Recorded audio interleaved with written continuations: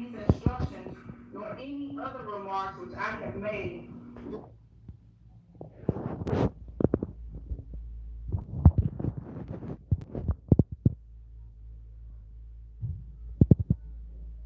I mean to indicate any opinion as to the facts or as to what your verdict should be.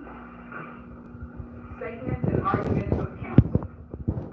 Statements, arguments, and remarks of attorneys are intended to help you in understanding evidence and applying the law, but they are not evidence.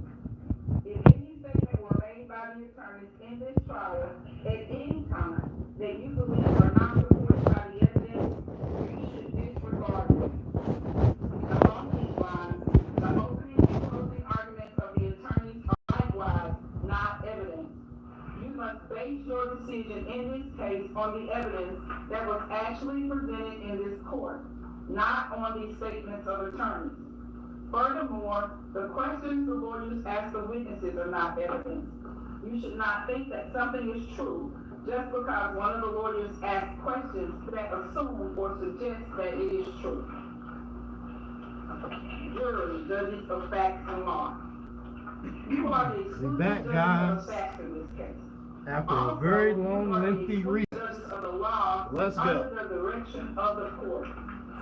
You should apply the law to the facts in deciding the case. You should consider all of the evidence in light of your own observations and experiences in life.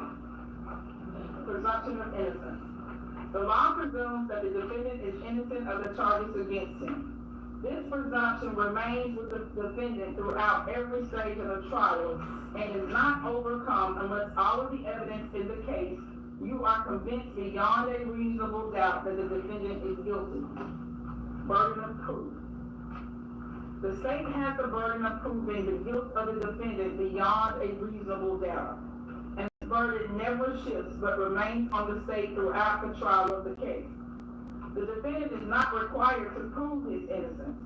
The state must have proven beyond a reasonable doubt all of the elements of the crime charged and that it was committed before the finding and returning of the indictment in this case. Reasonable doubt. Reasonable doubt is that doubt engendered by an investigation of all the proof in the case and an inability after such investigation to let their mind rest easily as to the certainty of guilt.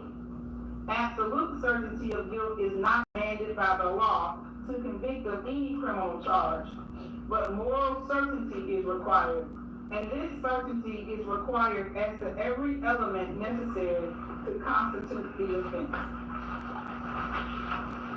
Crimes charged and plea. The first count of the indictment charges the offense of conspiracy to commit first-degree murder.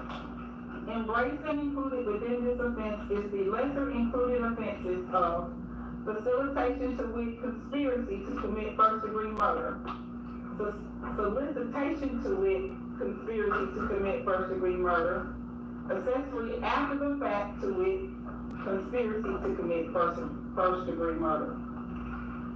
The second count of the indictment charges the offense.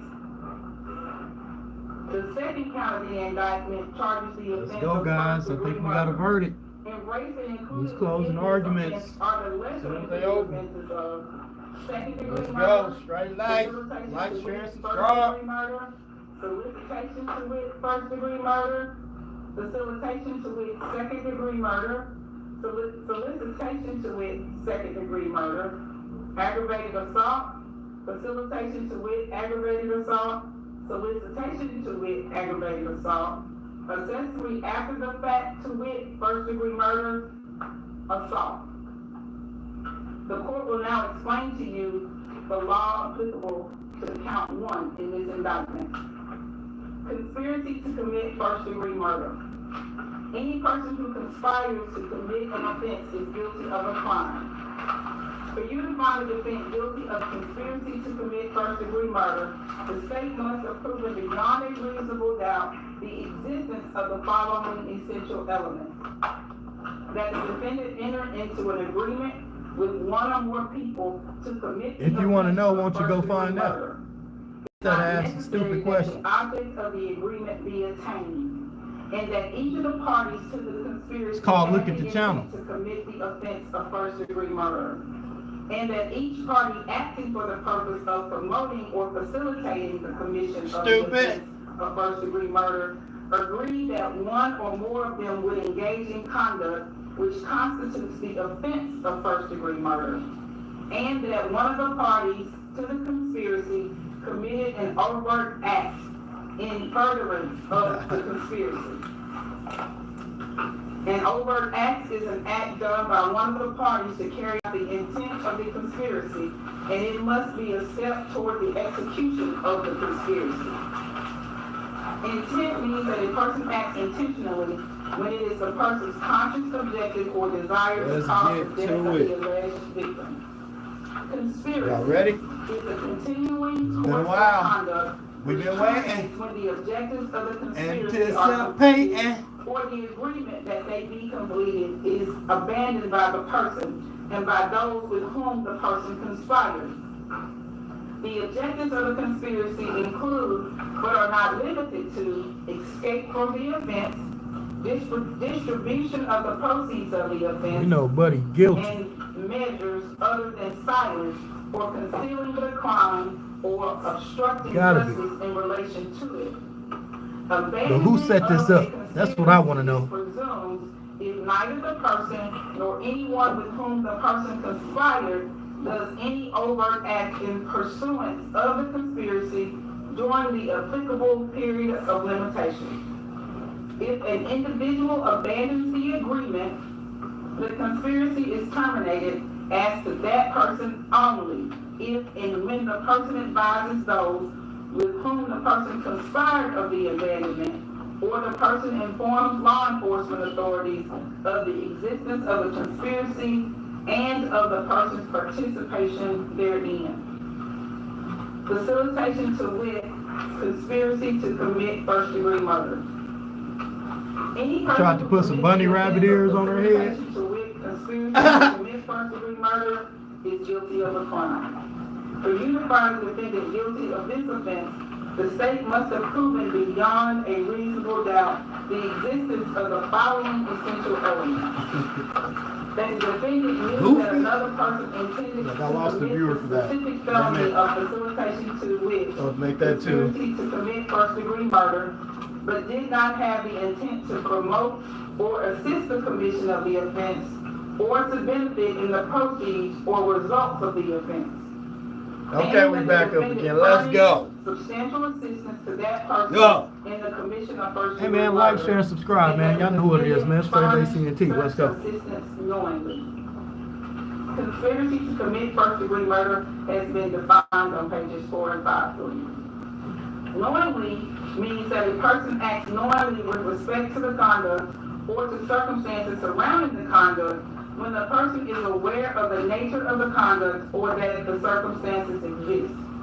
A person acts knowingly with respect to a result of a person's conduct when the person is aware that the conduct is reasonably certain to cause the result.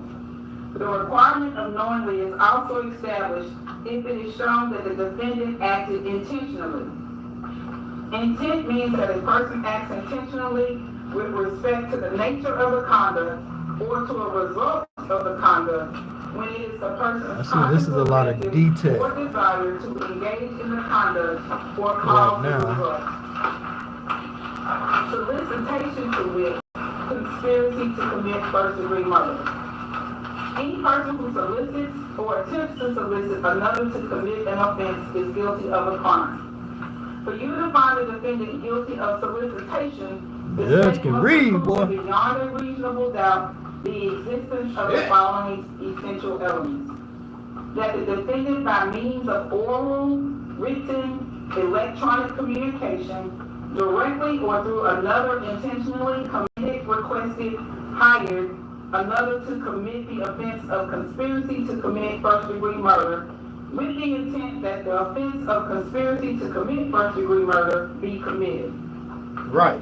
Intentionally intent means that a person acts intentionally. Who set it when is up? the person's conscious objective Who really set it up? to cause the death of the alleged victim. Accessory after the fact, to wit, conspiracy to commit first-degree murder. Any person who commits the offense of accessory after the fact is guilty of a crime. For you to find the defendant guilty of this offense, the state must have proven beyond a reasonable doubt the existence of the following essential elements: that the defendant knew or had reasonable grounds to believe that Justin Johnson and Cornelia Smith committed first-degree murder, a felony, and that the defendant acted with an intent to hinder the arrest, trial, conviction, or punishment of Justin Johnson and Cornelia Smith, and that the defendant provided or aided in providing Justin Johnson and Cornelia Smith with any means of avoiding arrest, trial, conviction, or punishment. Knowing means that a person acts knowingly with respect to the conduct or to circumstances surrounding the conduct when the person is aware of the nature of the conduct or that the circumstances exist. A person acts knowingly with respect to a result of the person's conduct when the person is aware that the conduct is reasonably certain to cause the result. The requirement of knowingly is also established if it is shown that the defendant acted intentionally. What that is, guys? What's that favorite board game? I don't know what's your favorite board game. I don't fucking The know. nature of the conduct or to a result of the conduct when it is the person's conscious objective or desire to engage in the conduct or cause the result. The court will now explain to you the law applicable to count 2 in the indictment. First-degree murder. A person who commits the offense of first-degree murder is guilty of a crime. For you to find the defendant guilty of this offense, the state must have proven beyond a reasonable doubt the existence of the following essential elements: that the defendant unlawfully killed the alleged victim, Adolph Thornton Jr., and that the defendant acted intentionally. A person acts intentionally when it is the person's conscious objective or desire to cause the death of the alleged victim, Adolph Thornton Jr., and that the killing was premeditated. A premeditated act is one done after the exercise of reflection and judgment. Premeditation means that the intention to kill must have been formed prior to the act itself. Oh, absolutely. It is not necessary that the purpose to kill pre-exists in the mind of the accused for any definite period of time. The mental state of the accused at the time he allegedly decided to kill must be carefully considered in order to determine whether the accused was carefully planned and calculated. This shit wasn't random. Of premeditation. This was plotted. If the design to kill was formed with premeditation, it is immaterial that the accused may have been in a state of passion or excitement. I told y'all, pay attention to the cashier.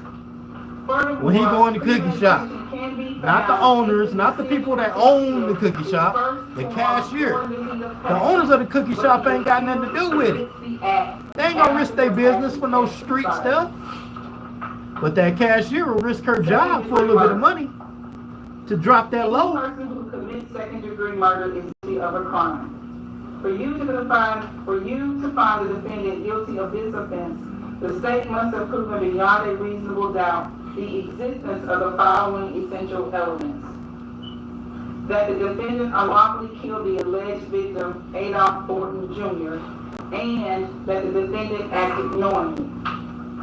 Knowingly means that a person acts with an awareness that his conduct is reasonably certain to cause the death of the alleged victim. The requirement of knowingly is also established if it is shown that the defendant acted intentionally. Right. Intentionally means that a person acts intentionally when it is the person's conscious objective or desire to cause the death of the alleged victim. Facilitation to wit first-degree murder. Any person who commits the offense of facilitation to wit first-degree murder is guilty of a crime. For you to find a defendant guilty of this offense, the state must have proven beyond a reasonable doubt the existence of the following essential elements: that the defendant knew that another person intended to commit the specific felony of first-degree murder, but did not have the intent to promote or assist the commission of the offense. Judge, we're trying to figure out something we don't know. Proceeds or the results of the offense, and that the defendant furnished substantial assistance to that person in the commission of first-degree murder, and that the defendant furnished such assistance knowingly. First-degree murder is previously defined on page 10. Knowingly means that a person acts knowingly with respect to the conduct or to circumstances surrounding the conduct when the person is aware of the nature of the conduct or that circumstances exist. A person acts knowingly with respect to a result of the person's conduct when the person is aware that the conduct is reasonably certain to cause the result. The requirement of knowingly is also established if it is shown that the defendant acted intentionally. Intent means that a person acts intentionally with respect to the nature of the conduct or to a result of the conduct when it is the person's conscious objective or desire to engage in the conduct or cause the result. Facilitation to wit, second-degree murder. Any person who commits the offense of facilitation to wit, second-degree murder is guilty of a crime. Man, blah, blah, blah. Let's get to the good stuff. The state must have proven beyond a reasonable doubt the existence of the following essential elements. That the defendant knew that another person intended to commit the specific felony of second-degree murder, but did not have the intent to promote or assist the commission of the offense, or to benefit in the proceeds or results of the offense, and that the defendant furnished substantial assistance to that person in the commission of second-degree murder, and that the defendant furnished such assistance knowingly. Second-degree murder is previously defined on page 11. Knowingly means that a person acts knowingly with respect to the conduct or to circumstances surrounding the conduct when the person is aware of the nature of the conduct or that circumstances exist. A person acts knowingly with respect to a result of the person's conduct when the person is aware that the conduct is reasonably Y'all will be getting to the good stuff soon. Just be The patient. requirement of knowingly is also established if it is shown that the defendant acted intentionally. Intent means that a person acts intentionally with respect to the nature of the conduct or to a result of the conduct when it is the person's conscious objective or desire to engage in the conduct or cause the result. I mean, we waited like 2 hours Solicitation on the to recess to first-degree eat. murder. Any person who solicits or attempts to solicit another to commit an offense is guilty of a crime. For you to find a defendant guilty of solicitation to wit first-degree murder, the state must have proven beyond a reasonable doubt the existence of the following essential elements. That the defendant, by means of oral, written, electronic communication, directly or through another intentionally commanded, requested, hired, Feel like the another same to thing commit the over and offense of over, first-degree each murder count. Come with on. the intent that the offense of first-degree murder be committed. Intentionally intent means that a person acts intentionally when it is the person's conscious objective or desire to cause the death of the alleged victim. Okay. Solicitation to wit, second-degree murder. A person who solicits or attempts to solicit another to commit an offense is guilty of a crime. For you to find a defendant guilty of solicitation to wit, second-degree murder, So she the got to state break must have down proven everything beyond a I see. reasonable doubt the existence Every of the charge, following every essential intent. elements. That the defendant, by means of oral, written, electronic communication, directly or through another, intentionally commanded, requested, hired another to commit the offense of second-degree murder with the intent that the offense of second-degree murder be committed. Intentionally intent means that a person acts intentionally when it is a person's conscious objective or desire to cause the death of the alleged victim. Okay. Aggravated assault. Okay. Any person who commits the offense of aggravated assault is guilty of a crime. For you We to should find be getting to the defendant end of guilty these this offense, the state must have charges. proven beyond a reasonable doubt the existence of the following essential elements. That the defendant intentionally or knowingly caused bodily injury to another, and that the act resulted in death of another. Bodily injury includes a cut, abrasion, bruise, burn, or disfigurement, and physical pain or temporary illness or impairment of the function of a bodily member, organ, or mental faculty.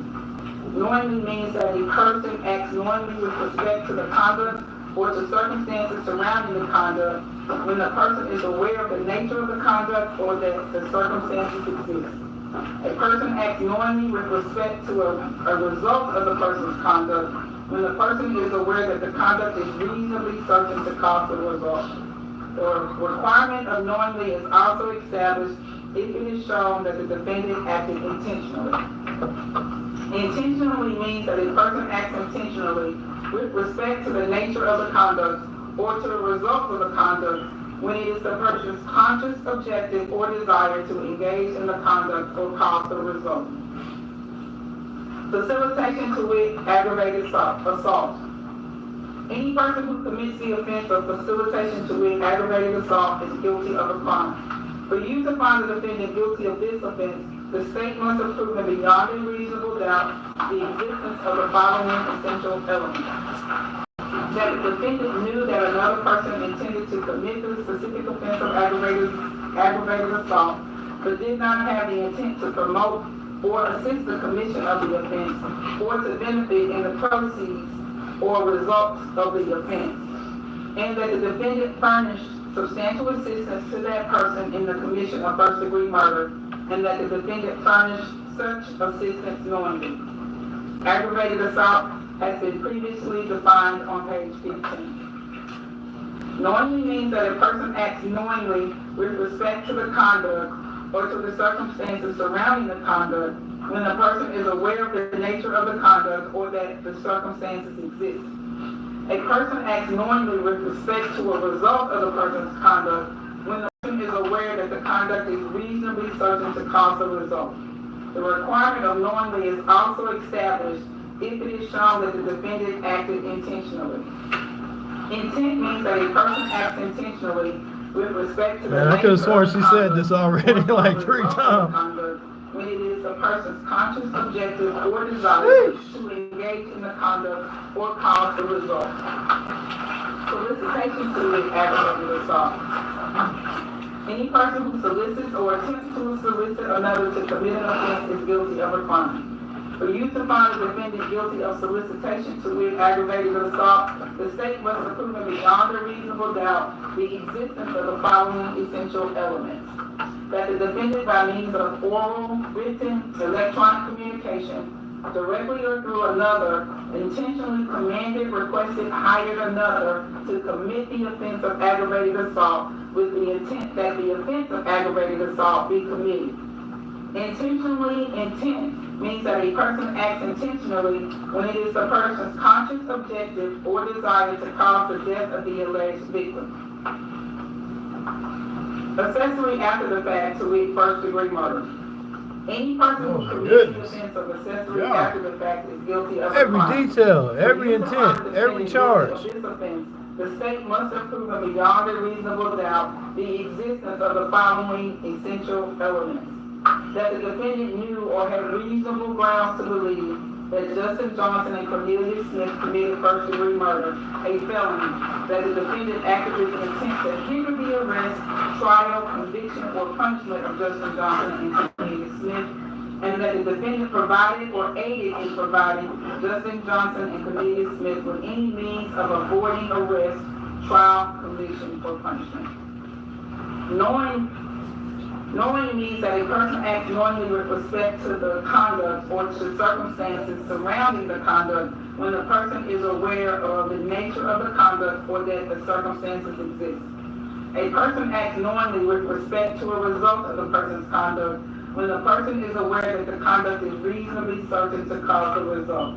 The requirement of knowingly is also established if it is shown that the defendant acted intentionally.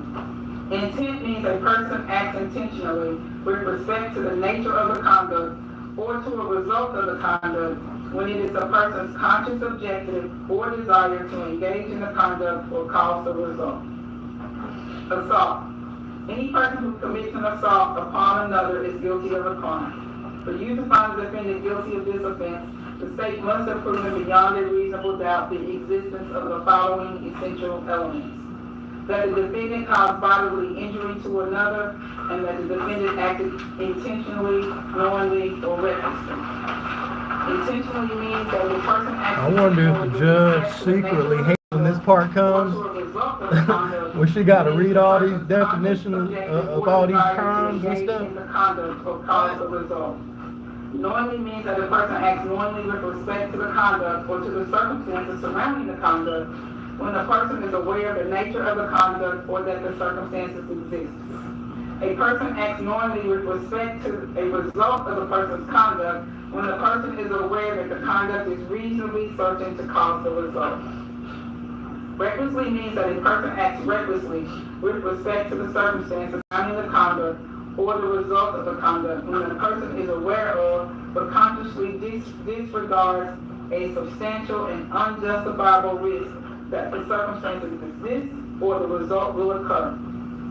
The risk must be of such a nature and degree that its disregard constitutes a gross deviation from the standard of care that an ordinary person would exercise under all of the circumstances as viewed from the accused person's standpoint. The defendant has pleaded not guilty to each and every offense charged Okay, here we go. included in the indictment. Okay. I think she read them all. All right. Let's go. She needed a drink of water after that. She wanted to laugh. Circumstantial evidence. One type of evidence is called direct evidence, and the other type is called circumstantial evidence.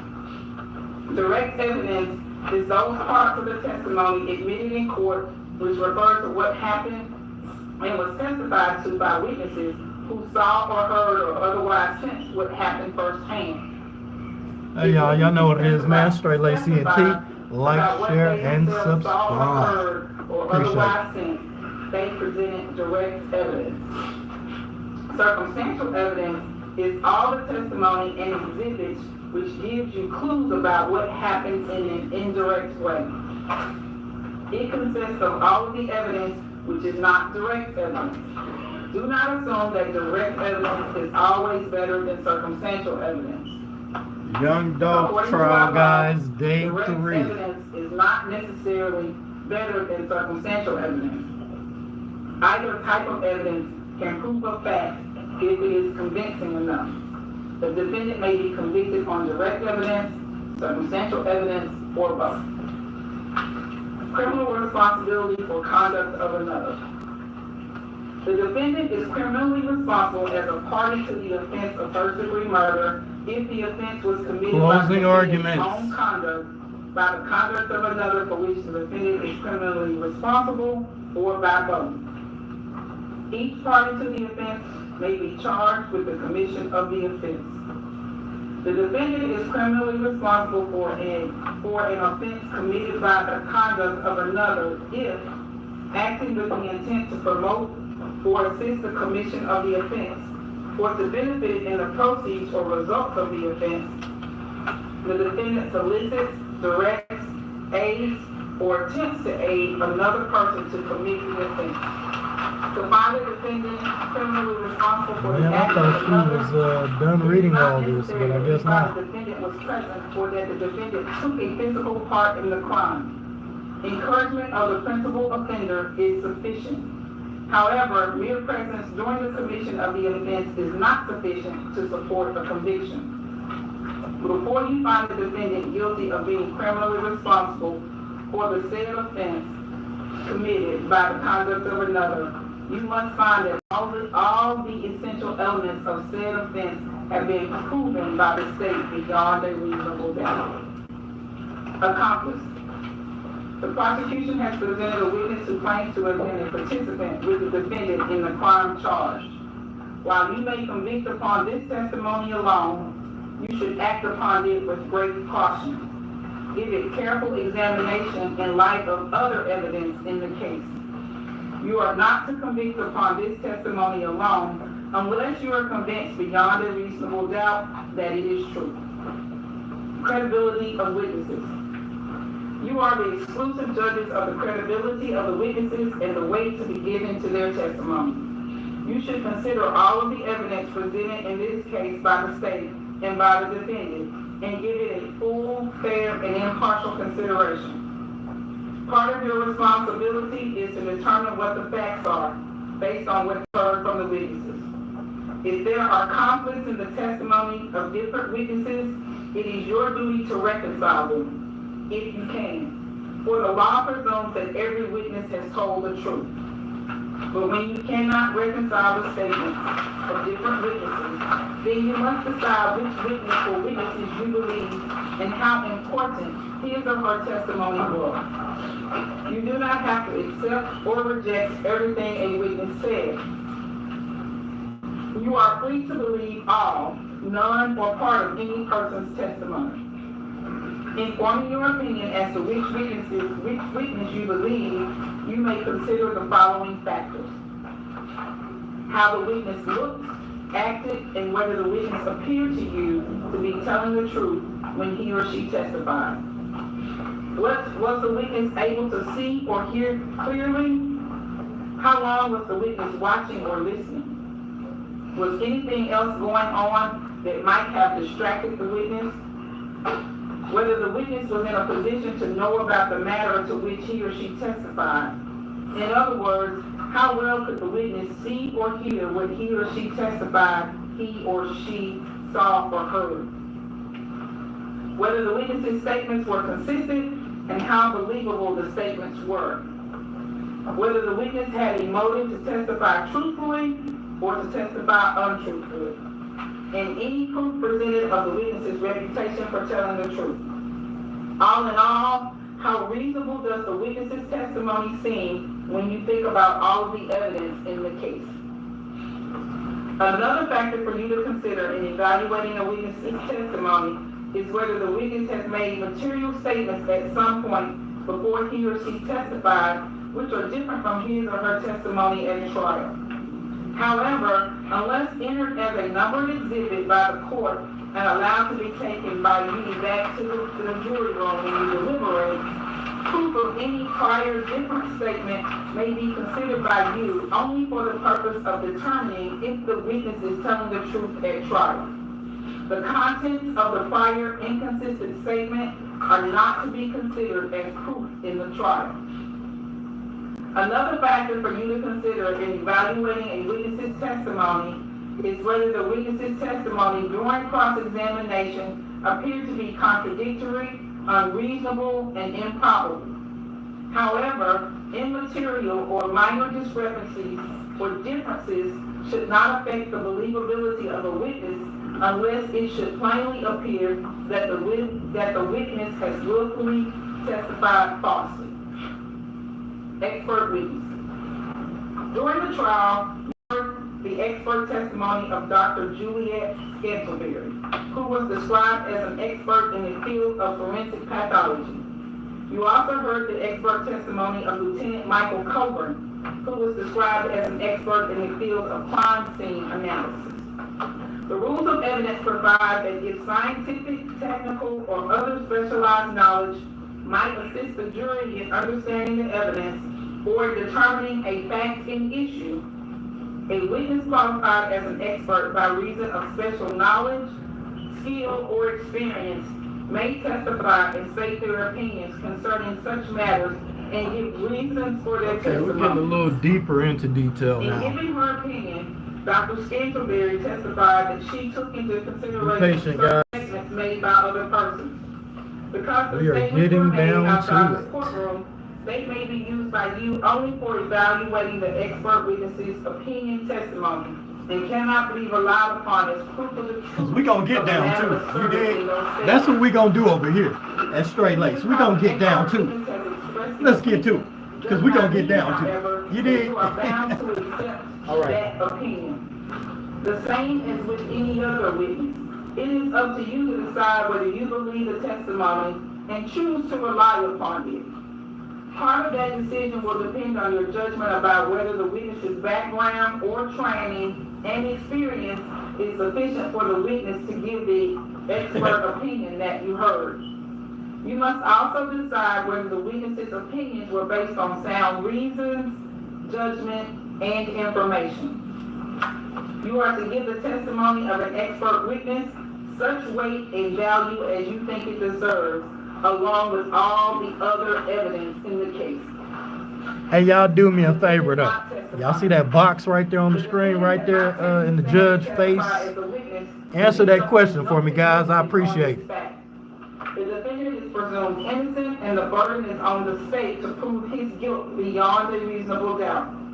He is not required to take the stand in his own behalf, and his election not to do so cannot be considered for any purpose against him, nor can any inference be drawn from such fact.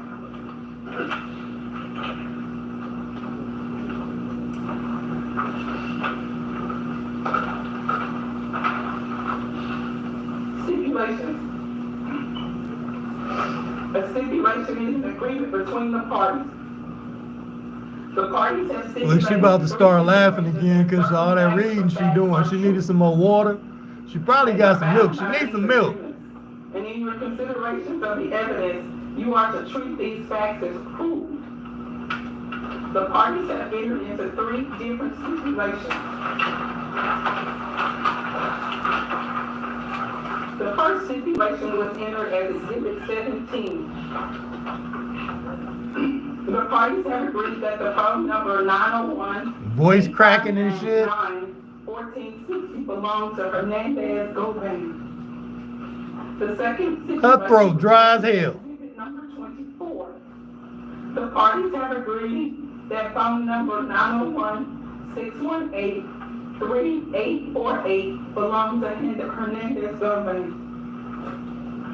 The third stipulation was entered as collective exhibit number 33. The parties have agreed to enter into evidence certain sound bites played and testified to by witnesses Angela Arnold. 901-648. I'm on mute. Jury deliberation unanimous verdict. The verdicts must represent the considered judgment of each juror. In order to return a verdict, it is necessary that each juror agree thereto. Your verdicts must be unanimous. It is your duty as jurors to consult with one another. The judge is about to pass out, y'all, from reading. Let's go. Without violence to individual judgment. Each of you must decide the case for yourself, but do so only after an impartial consideration of the evidence with your fellow jurors. In the course of your deliberations, do not hesitate to re-examine your own views and change your opinion if convinced it is erroneous. But do not surrender your honest conviction as to the weight or effects of the evidence solely because of. They would have had to hire me a reader or something. Too much damn reading. If you have been taking notes in this case, these notes are for your individual use only. And you should not use your notes directly or indirectly, explicitly or implicitly, to persuade other jurors as to the accuracy of your notes. They should not be shown to others nor compared. Yo, the judge that literally lost her damn voice on the spot, reading all these details. As an aid to your individual memory. These are my instructions to you. We are now ready for closing arguments.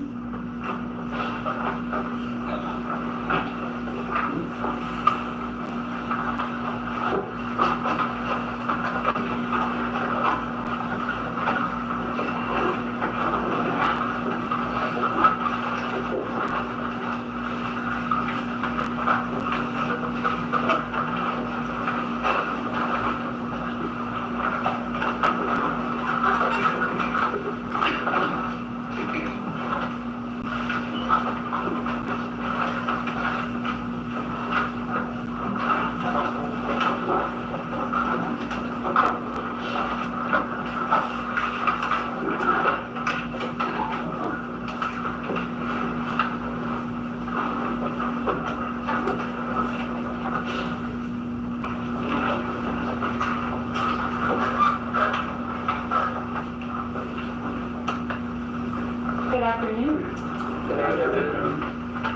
So earlier this week, you heard me talk about choices.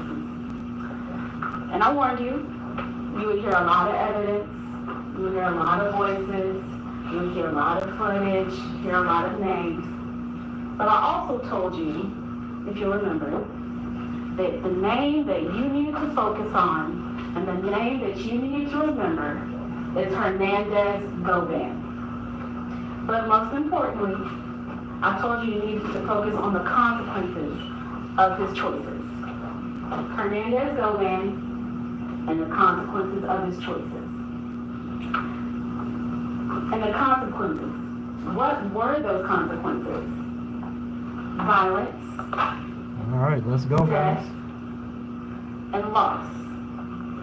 And not just the violent death of a famous music artist, but the violent death of a human being, a person, someone whose life was marked with artistry, community, entrepreneurship. So let's take one last look at how that life ended.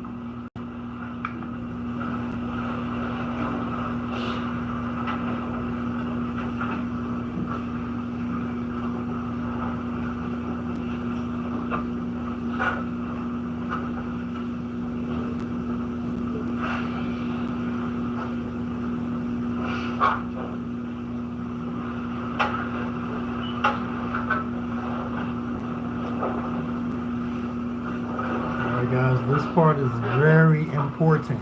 Pay attention.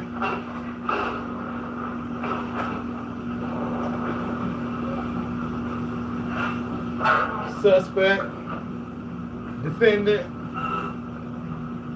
murderer! My bad. My fault.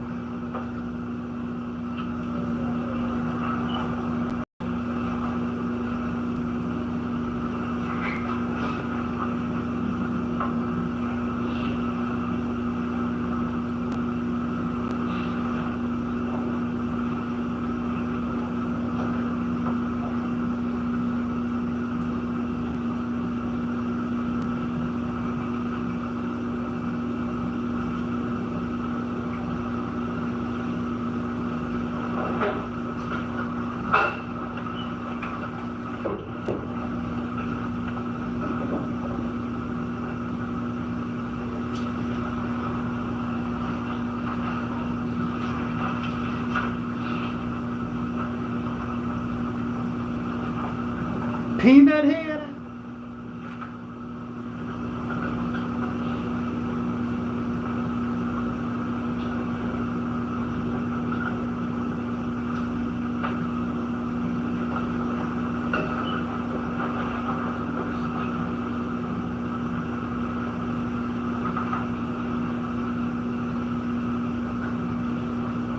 Boy, he looked like a young skull crusher looking.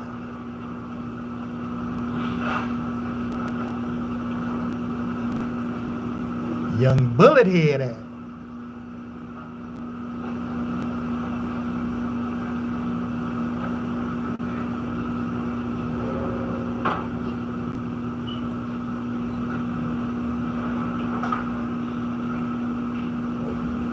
A life, ladies and gentlemen. But before I get to how much we've heard this week and what exactly we've heard this week, let's talk about the law. And let's talk about what the judge instructed. Hammerhead at. Conspiracy to commit first-degree murder. That's the first count. In order for there to be a conspiracy to commit first-degree murder, there has to be four things. There has to be an agreement with one or more people to commit the offense of first-degree murder. There has to be, or number two, each of the parties to the conspiracy had the intent to commit the first-degree murder. 3, each party acting for the purpose of promoting or facilitating the commission of the offense of the first-degree murder agreed that one or more of them would engage in the conduct which constitutes the first-degree murder. And 4, one of the parties to the conspiracy committed an overt act in furtherance of the conspiracy. The two important things about this charge is an agreement and an overt act. And in the jury instructions, you heard that an overt act is done by one or more of the parties in order to carry out the intent of the conspiracy. and it must be a step toward the execution of the conspiracy. In first-degree murder cases, often enough, the overt act is the murder. Count number 2, first-degree murder. A definition of first-degree murder is the premeditated killing of another. Number 1, someone unlawfully killed the victim. 2, they acted intentionally. And 3, the killing was premeditated.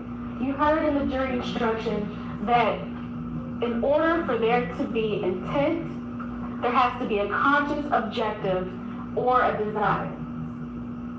You also heard about criminal responsibility. Criminal responsibility, that basically means that you don't have to be the person that pulls the trigger in order to be responsible for the first-degree murder.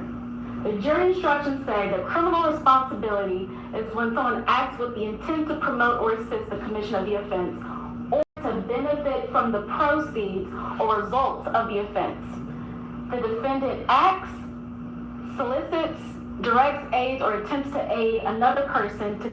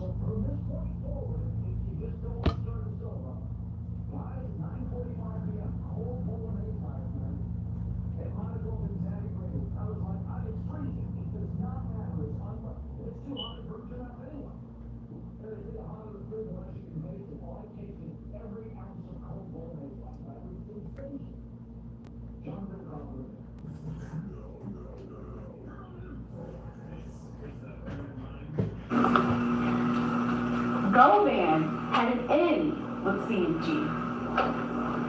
Govan had a direct conflict with the life and the legacy that Thornton built.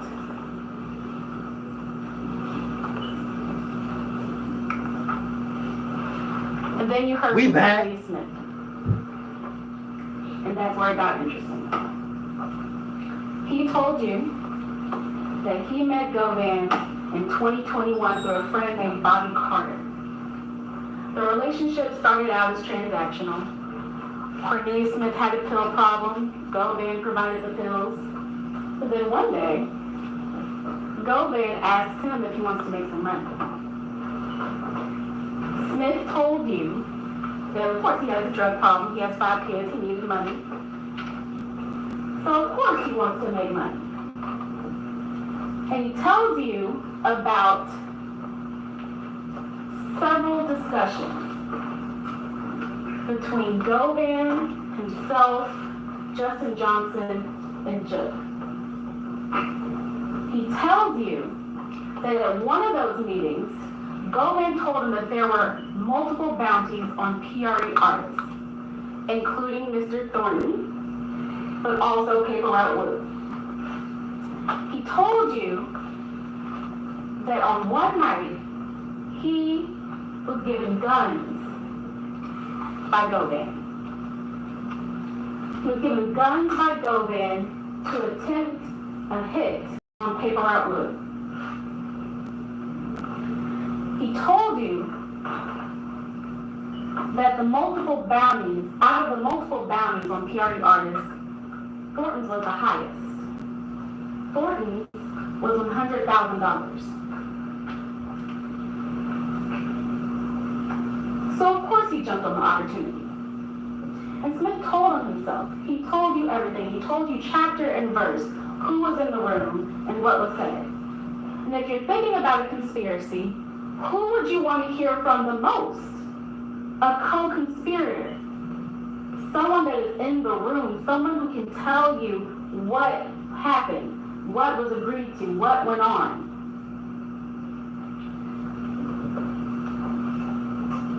So after he found out about what this bounty was, he talked about November. He talked about how him and Justin knew about a turkey drive that Peoria hosts every November. He told you that there were a few days where they went hunting. They knew that there was going to be multiple days where the turkey drives were happening.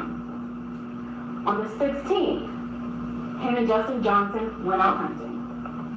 Wasn't successful.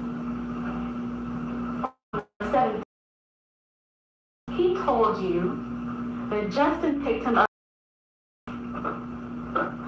He told you that when he picked him up from his father's house, Smith and Johnson went hunting again.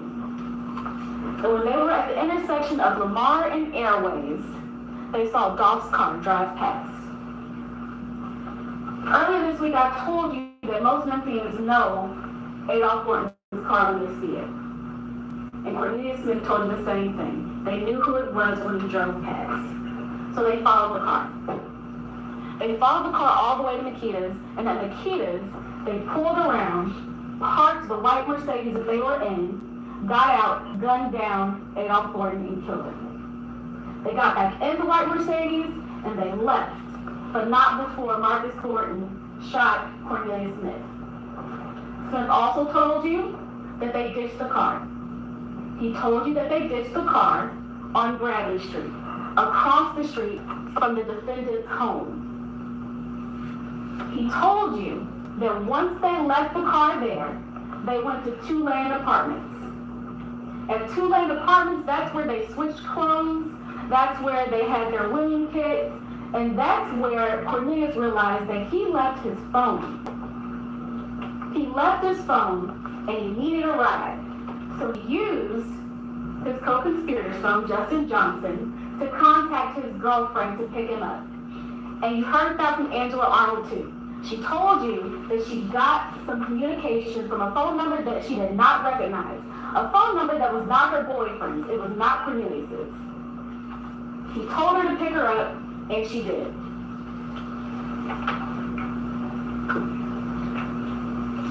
When she picked him up, he got inside the car. He told her that he had been hit. He told her what happened. And he told her that they killed Dolph.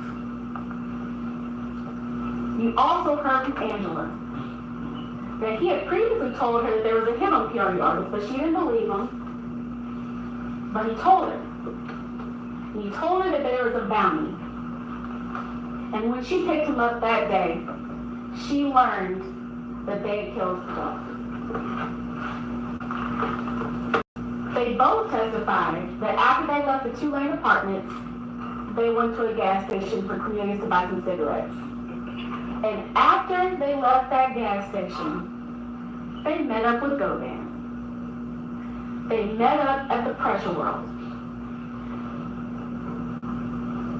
And at the Pressure World, Cornelius said that he got his phone back, and he got out the car. Well, first he got out the car. Then he went and talked to Govan, who was already outside the car. And he got his phone back and got back inside of Angela Arnold's car. Angela Arnold also testified that the same thing happened. She's never been to Pressure World before. She's driven past, but on this particular day, she pulled in. Cornelius got outside the car. Govan was waiting for him and went to the back and they talked. She didn't hear anything, but she saw the defendant there. And she knew that Cornelius had to get his phone.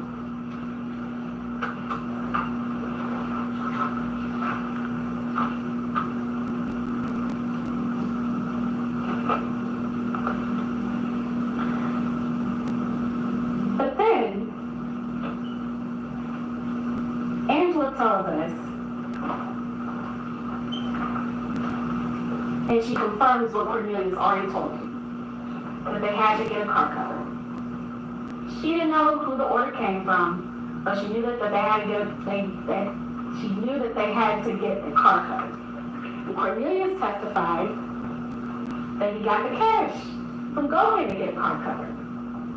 So that's where they went. They got the car covered. But if you remember, Angela Arnold told us that there was some point where she dropped Cornelius off on Bradley Street for him to wipe down the car. She made a loop, she came back and she picked him up.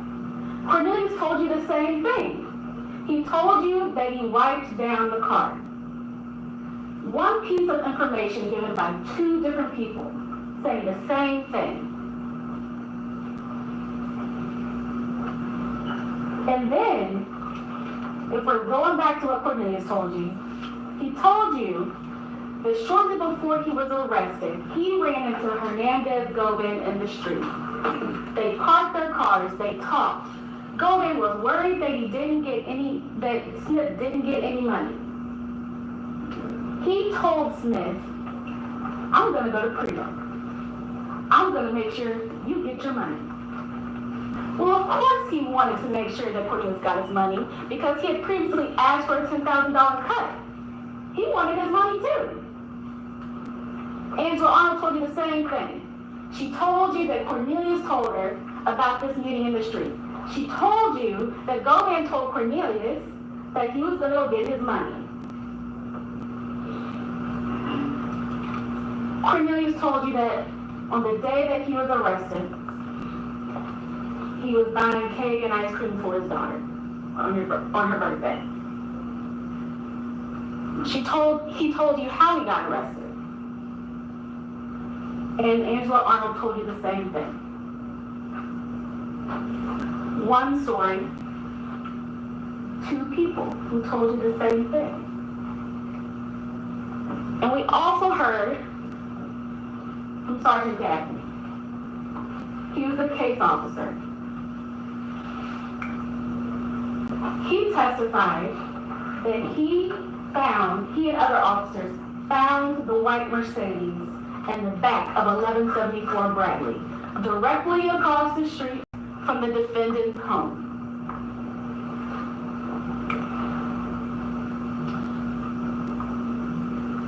He told you, or he described the description of the car. He went through slide by slide, picture by picture, and told you that this was the white Mercedes that was used in the homicide to kill Adolph Thornton Jr. And then we got to Sergeant Browning. He went back to August 13th. He told you about an attempted shooting or attempted murder on someone named Paper Route Wood. Now remember, Cornelius already told you that Govan told him that there were multiple bounties on PRE artists, including Paper Route Wood, also known as Terrence Baker. On this date, 911 dispatch received multiple calls about shots being fired in the area of 3645 Dale Road. This is the shooting that Cornelius was talking about. The shooting that happened because of the guns that Govan provided. And on this day, there were multiple calls from Hernandez Govan to Justin Johnson, another one of the conspirators. 12 calls, or 12 communications, between Hernandez Govan and Justin Johnson on the day of the Paper Route Woo shooting. 8 calls, or 8 communications between Hernandez Govan and Cornelius Smith on the date of this Paper Route Woo shooting. 4 calls between Hernandez Govan and Anthony Mims, otherwise known as Big Joe, the number 2 person at CMG, on the day of the Paper Route Woo shooting. And then we get to November. We're going to talk about the conspirator communications. Defense will have you believe that there was no communication between Hernandez Govan and the rest of the conspirators. Sergeant Browning testified that on November 2nd, 2021, there were 7 communications between Justin Johnson and the number for Hernandez Govan. On November 3rd, 7 communications between Justin Johnson and Hernandez Govan. 20 communications between Cornelius Smith and Hernandez Govan. On November 4th, 7 communications between Justin Johnson and Hernandez Govan. 2 communications between Cornelius Smith and Hernandez Govan. On November 5th, 1 communication between Justin Johnson and Hernandez Govan. 4 communications between Cornelius Smith and Hernandez Govan. And as we get closer to the murder, November 6th, 4 communications between Cornelius Smith and Hernandez Govan. November 12th, 5 communications between Cornelius Smith and Hernandez Govan. November 15th, 2 days before the homicide, 2 communications between Cornelius Smith and Hernandez Govan. You heard it from defense that there was hardly any communication between Hernandez Govan and the conspirators immediately prior to the murder. Did you see here that there was communication? November 17th, the day of the homicide.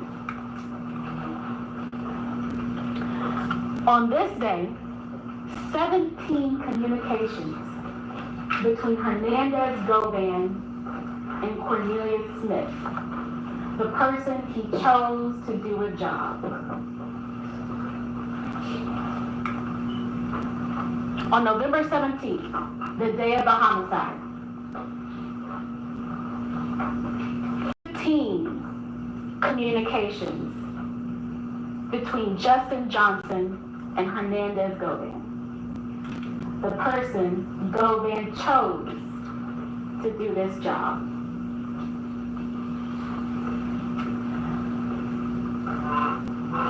And 3 communications from another number of Hernandez Govan, ending in 1460.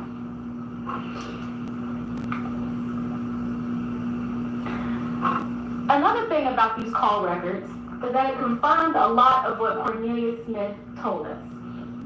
Cornelius Smith told us that he left his phone in the car on the day of the homicide.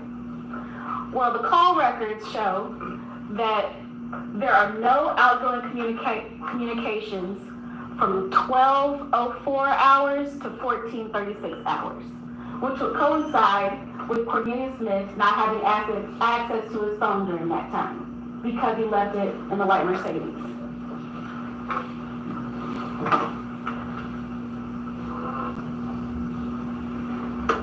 These are surveillance footage that we've previously seen. Cornelius Smith told you chapter and verse that it was him and Justin Johnson that did this. He told you they entered into an agreement. He told you that the reason they entered into the agreement was because of the $100,000 bounty.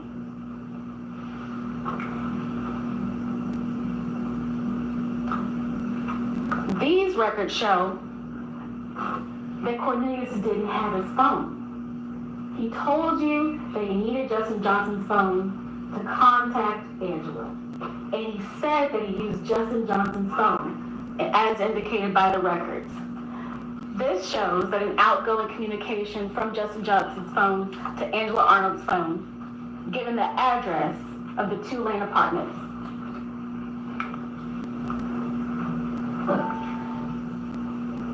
And then he told you that he needed to get his phone back. Well, whose phone did he use? There's an outgoing communication from Angela Arnold's phone saying, "This Zebra, send me bruh number so I can get my phone," to Justin Johnson.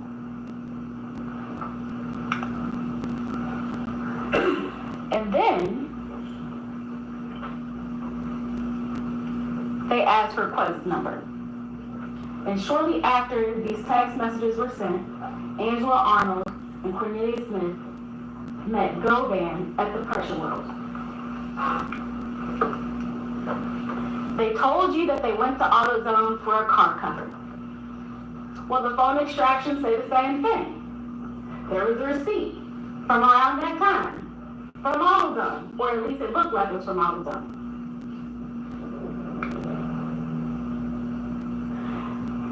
Further, Cornelius told you that he wanted his money. He needed his money. And that communication wasn't really him. He would use Govan as the go-between person to contact Joe. But he still needed his money. So he found a way to message Y'all still Joe, there? and he told her. Appreciate y'all for rocking with me. Y'all know what it is, man. StraightLace I'm trying to get ENT. with you. I'm Govan's Let's little get it. homie you met before. Young I'm Dolph. trying to let you hear my music if you don't mind giving me Closing a call. arguments. Govan's homie. Govan's chosen person for the job. Ladies and Did gentlemen, Young Dolph set this up? I mean, we Young say Dolph. Did Yo Gotti set this up, guys? this That's person, all I want to know. this life to this.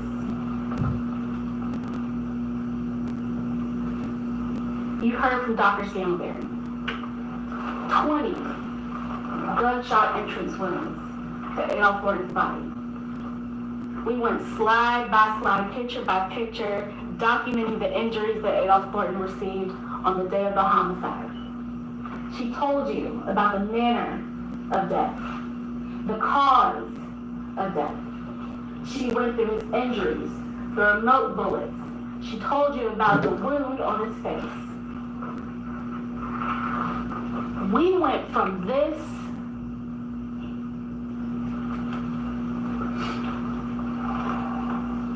to this.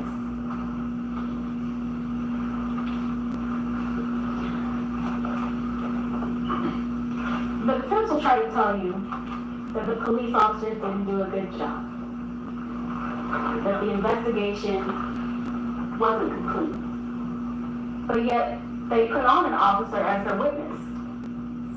It seems as if the investigation isn't good if it doesn't cater to Hernandez Govan. It seems as if the investigation isn't complete when it doesn't benefit the defense.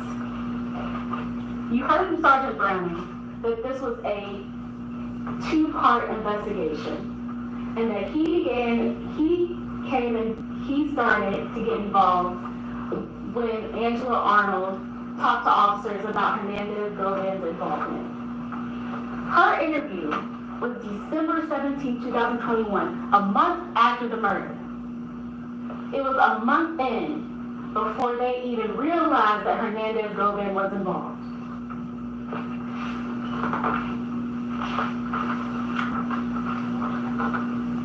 You also heard that Justin had access to Joe, and that Justin was communicating with other people and he was doing his own thing. But that doesn't take away from this conspiracy. That doesn't mean that this did happen. That doesn't mean that Govan is not involved. Govan already had Chip's contact information. He already had Justin Johnson's contact information. He already had Cornelius Smith's contact information. And if you look at the text messages that the defense entered into evidence, you see that there is communication with people that Hernandez Govan also communicates with, like Joshua Taylor.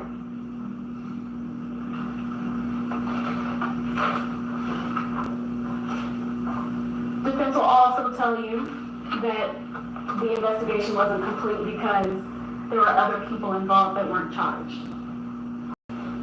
Well, we heard from Sergeant Browning that this investigation is ongoing. By definition, a conspiracy is an ongoing crime that is continuous in nature.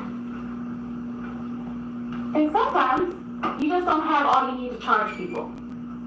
Sometimes people die. You can't indict people that aren't here anymore.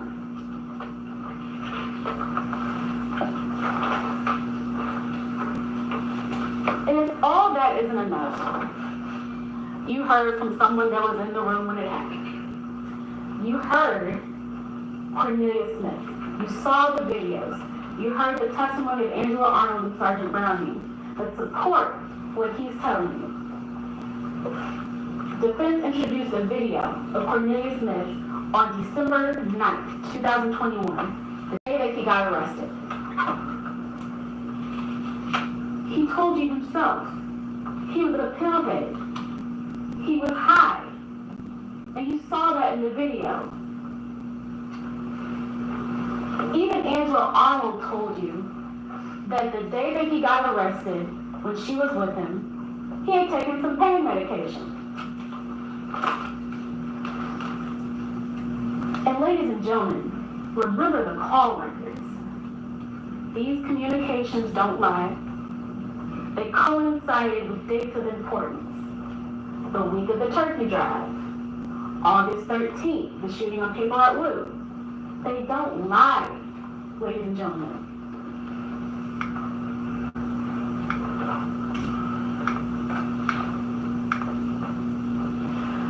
So let's get into the law one more time.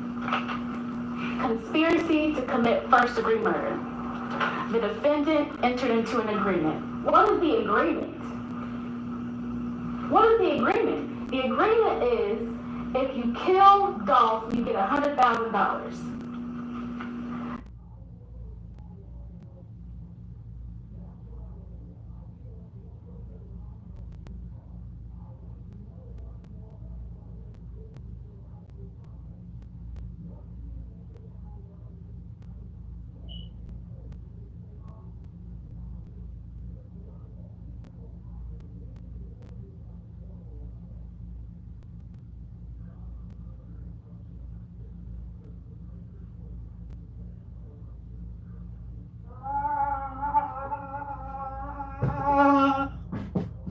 About to fix it.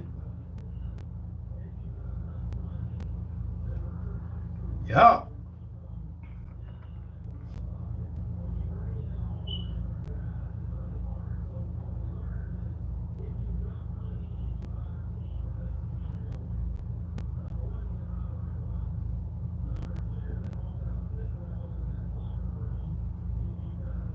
We back. Hold up.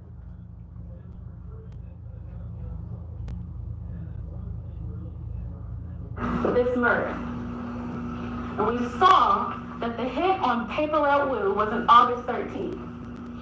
There was plenty of time to think and reflect about this murder. And as you saw from the video, it happened.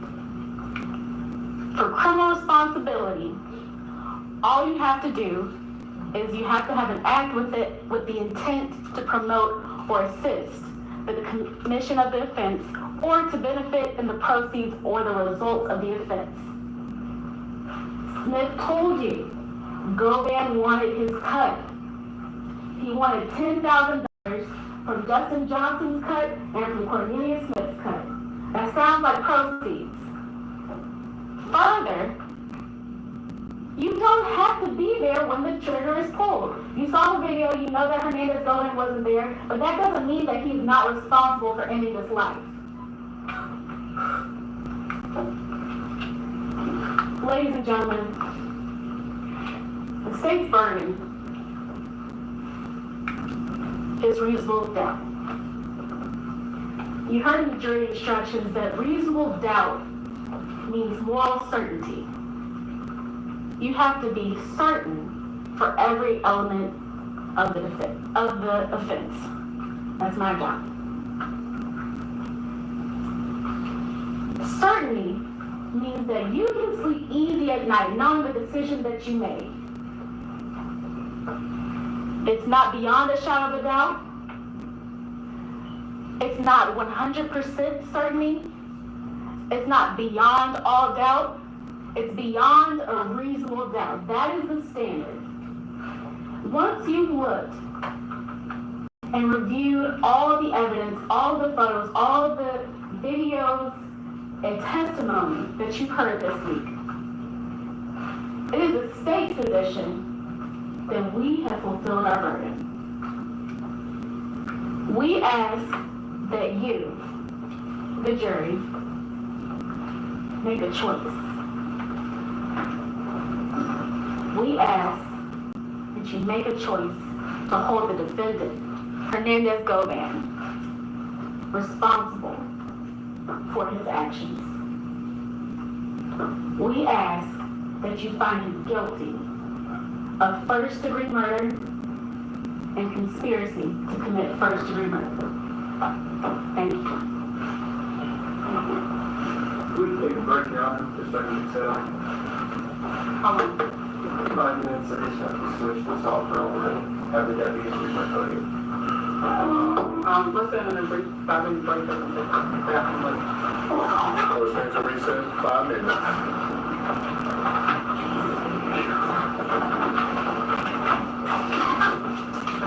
No, it's gonna be my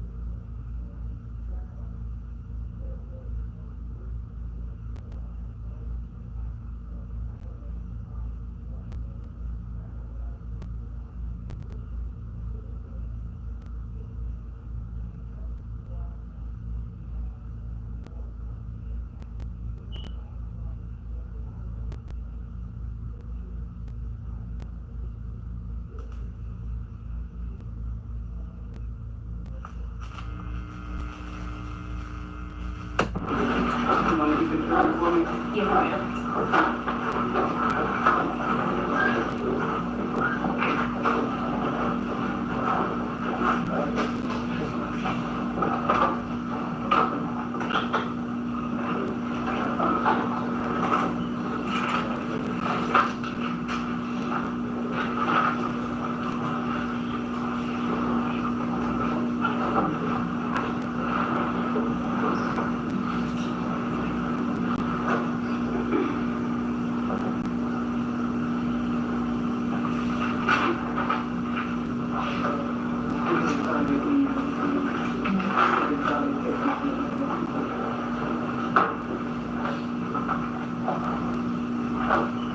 You can go back on the record. What is not in session?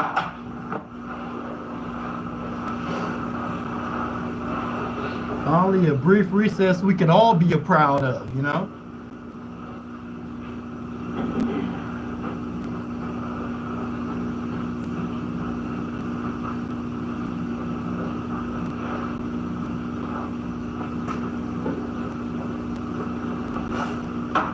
Here we go, guys. Let's go.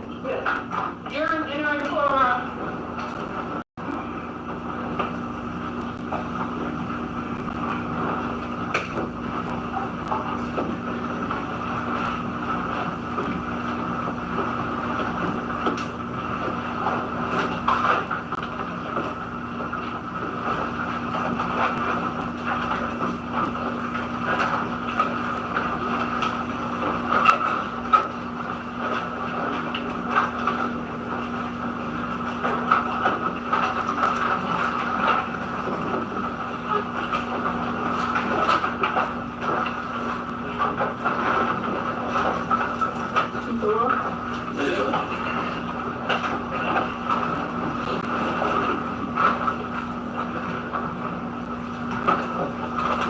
Gentlemen, I want to thank you for your time this past week. You've been stuck in a hotel room with no TV, no internet, just to make sure that your mind doesn't get jaded with regards to anything you see on the press. We talked about first appearances. I also talked to you about the fragility of the criminal justice system, and I hope you can see the why now. I don't know anything about the 16 of you, which 12 are going to be the actual jurors. Mr. Govan doesn't know. I don't know if you have kids, if you're rich, if you're poor, if you live in Orange Mound, if you live in a nice part of Memphis, you see that I'm from there. But all I have is trust in you because you said you are peers to Mr. Govan. Mr. Govan, stand up. Come sit at the table and let them see you. It's time you're not marginalized anymore. Sit there while I talk. The fragility of the system is solely based on you. I don't know in what world the prosecution is living in this case, because unless they were watching something in the multiverse where other witnesses were saying perfect things, I don't know why we're here. You all should be embarrassed as a community that your district attorney thinks this evidence is sufficient to take a man's life for first-degree murder. You should be embarrassed that this is the person you voted for that brings this type of case. Just embarrassed. Many of you say that a problem with the criminal justice system because too many people go free or they get fined. What they don't tell you, what the government doesn't tell you, the press doesn't cover, is this is what happens when you don't have an advocate that knows what the hell they're doing, checks all the records, fights for you, and shows you that he didn't do it. That's just another black man that is of no value from Orange Mound, that's poor, that has never had a voice in his life. I'm fixing that. My team is fixing that. He is indigent, he is poor, and he deserves better than he's gotten in this case.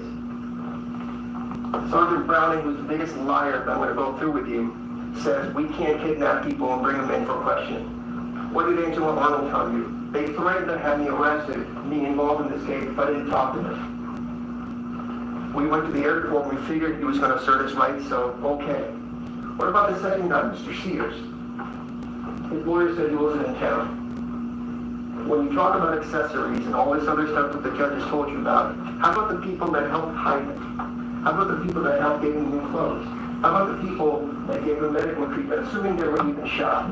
Because you know what? I don't even know if he was shot, and I don't even know for a fact if that was the Mercedes used in the murder. Because why? There was no blood in the Mercedes. Had there been any blood to back up what Cornelius was saying, they would have plastered it front and center to you. Their own lieutenant from crime scene that they did not haul tells you no one wiped that car with bleach because luminol or the other star thing, whatever it was, would show that. And if somebody said, I poured bleach on a towel and I wiped that car down, it would be lying. I don't know what world we live in. None of you would buy a pack of gum based on the word of Cornelius Smith. You wouldn't do it because he's a lying piece of so-and-so that will do anything. Lie to his pretend grandmother, his family, his girlfriend, anybody. And I'm going to prove it to you if we're going to go through a few more slides. And Detective Browning may even be worse because that's just pure evil, trying to put people in prison based on shaded evidence. Dabney told you the truth that we didn't do all this other stuff we should have done. We didn't get around to it with this book. He wasn't happy about it, but he told me the truth. The other guy couldn't answer a yes-no question. It was always dodge and deflect, which is what they're taught to do as part of their training when they go and come and testify. These are the people that are policing your streets. You should be ashamed. The only crime that's being committed here today is in this courtroom. It's been committed for the last 3 days. This poor man will never get his life back because of what has happened. He's been threatened because they all think he's involved in the young Dolph murder and everybody loves Dolph. Dolph has been threatened for years. He moved away from Memphis 5 years ago. He had 3 old bullets in his body from other times he'd been shot at by people, being in Charlotte, being in Los Angeles. Everybody knew there was a price on his head. There is no plan. There is no plan. I tell you why? Because if I made a plan and I go back to my house across the street with a murder car, are you freaking kidding me? And then they go ahead and call around to see where can we go to get changed. We are across the street from the guy that planned the murder. We don't go to his house to change clothes, but we ride around town until somebody picks up the phone, as you see from the records, and we go to True Lane while we're bleeding and doing everything else. Have you seen a single photo of Angel Arnold's car, the Mercedes, or anything that had a drop of blood in it? As if they said, Cornelius is a pathological liar. I don't even know if he got shot on that day, because you have to ask yourself, there is a bullet lodged in his shoulder, as he told you. For a freaking month, he didn't get infected. He didn't have a problem. He just put some bandages on it, and it was okay. Please, for the love of God, this is insane that we even have to talk to you about this. If this is what is sufficient evidence for first-degree murder, we're all in trouble because you're going to be next. Assault, all these charges they gave you. There's 15 different ways they're trying to convict this guy. I didn't assault anybody. He didn't assault anybody. He didn't aggravate assault anybody. He didn't solicit anybody. He didn't facilitate anybody. He didn't act at whatever age anybody. It didn't happen. All the text messages, all the phones, everything they showed you. Have you seen one single message from Justin Johnson or Cornelius Smith that says, hey bro, let's go shoot somebody? I gave you tons of messages over their objection where Justin Johnson is talking to other people, talking about killing people. They weren't discreet about it. Where is a single message to go ban from any of these people over the course of 4 months that said, we're going to do this? Can we get your permission? We're going to give you $10,000 or $38,000 or $50,000 or $100,000 or $1.5 million. You think if they would have had it, they wouldn't have shown it to you? They know the truth is the text messages are only about music because he's friends with Justin. I'm sorry Justin's not a nice guy. They all live in the same neighborhood. They've all known each other. Just because you have quote communication doesn't mean you're in a conspiracy to kill someone. Cornelius. Let's go with the slides. This will speak for itself, and I'll let you think about it because I've hammered the point about didn't prove it. I don't need you to say he didn't do it if you don't want to, but they absolutely, for God's sake, didn't prove it. Let's go to the next slide. Alright, so, excuse me, so you see this, what the government says? Angel on phone? Absolutely. This is Star Defense Exhibit number 1. This C, bruh, assuming C is Cornelius. Send me bruh number so I can get my phone, right? He needs to get his phone. Next slide. Quez's number. Guess what he told you is the one honest thing he said. His brother's freaking name is Marquez Smith. They call him Quez. His brother is the one that got the phone at best. You know why? Because they had TBI Garner up here. They asked him to do location data analysis on the phone, right? Remember all that? And they did it solely for Cornelius' phone, and they did it for Dustin's phone. But yet, they didn't show you any location analysis. All they have to do is say, it's in that general area, this is where the tower's being. Because calls are being made. Where was this call from? Where was his brother Quest? They just BS you constantly, and here I am fighting for this man's life. He is your peer. You need to be here protecting him from this. This is the crime.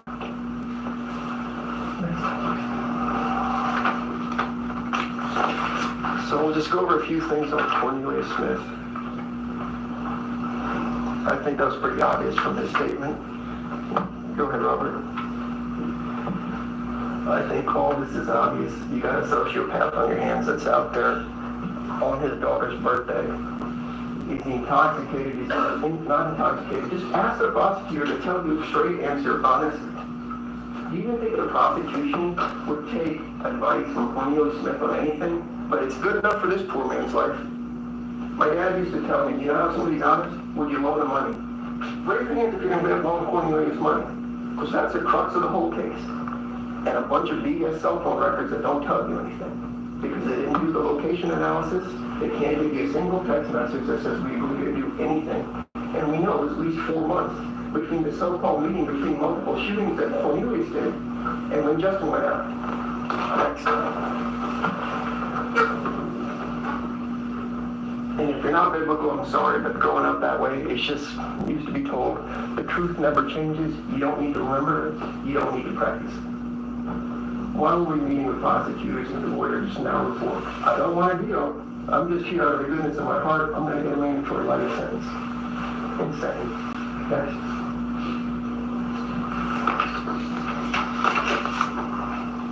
We also showed you the letters from Cornelius that he sent to his sister saying, I've got that lawyer that you're paid for. It's this guy's lawyer, and that guy cooperated against somebody else and walked from a murder. That's what you have in black and white in Cornelius' own handwriting. And that is what all of you said when I said, what would you do to avoid a life sentence? You guys said, probably anything. All right. We know this to be true. Next. And we know all this to be true. Next. And we all know this didn't happen. It just didn't happen. His story just didn't happen. And both he and Angela said it because, remember, he had talked to his family to go see Angela between the 14th of December, her first statement in which she didn't know nothing about nothing, and the 17th of December, when she's decided. And note how they have to prompt her to ask, could it be somebody with the name Hugh? And note, they had to ask her, didn't he forget something? Didn't he tell you something he might have forgotten or something that he needed? They had to prompt her. This is 30 days after that. You don't have to remember the truth. This was the biggest day in somebody's life, you would think. I just killed Dolph. I'm running around, and she can't remember who the guy was that picked up the stuff at pressure roll. Oh, well, we're shot there. There's a few cameras at pressure roll. They had the opportunity to tell you, well, do you know how long the camera might be working? Or how long it records? You don't know how to find that out? Maybe go there and ask them. We've had Ring cameras and other things like that for a decade. It always goes to the cloud, and most likely it's going to be preserved for a year or so, which is what most businesses would do, especially in a dangerous part of town. And guess what? You have those crazy MPD cameras everywhere. You drive home, you'll see it. It's got a little blue thing coming out of it. I've showed you some of those from right around the area. Nobody checked any of them. You don't have to take my word for any of it, because everything I'm going to tell you is going to be backed up by independent evidence. You don't have to trust me for anything. You don't know me. But I want independent proof before I get in bed with a murderer with a machine gun that shot a guy 20 times in broad daylight, and thank God he didn't kill anybody else in that cookie shop. And this is a vendetta.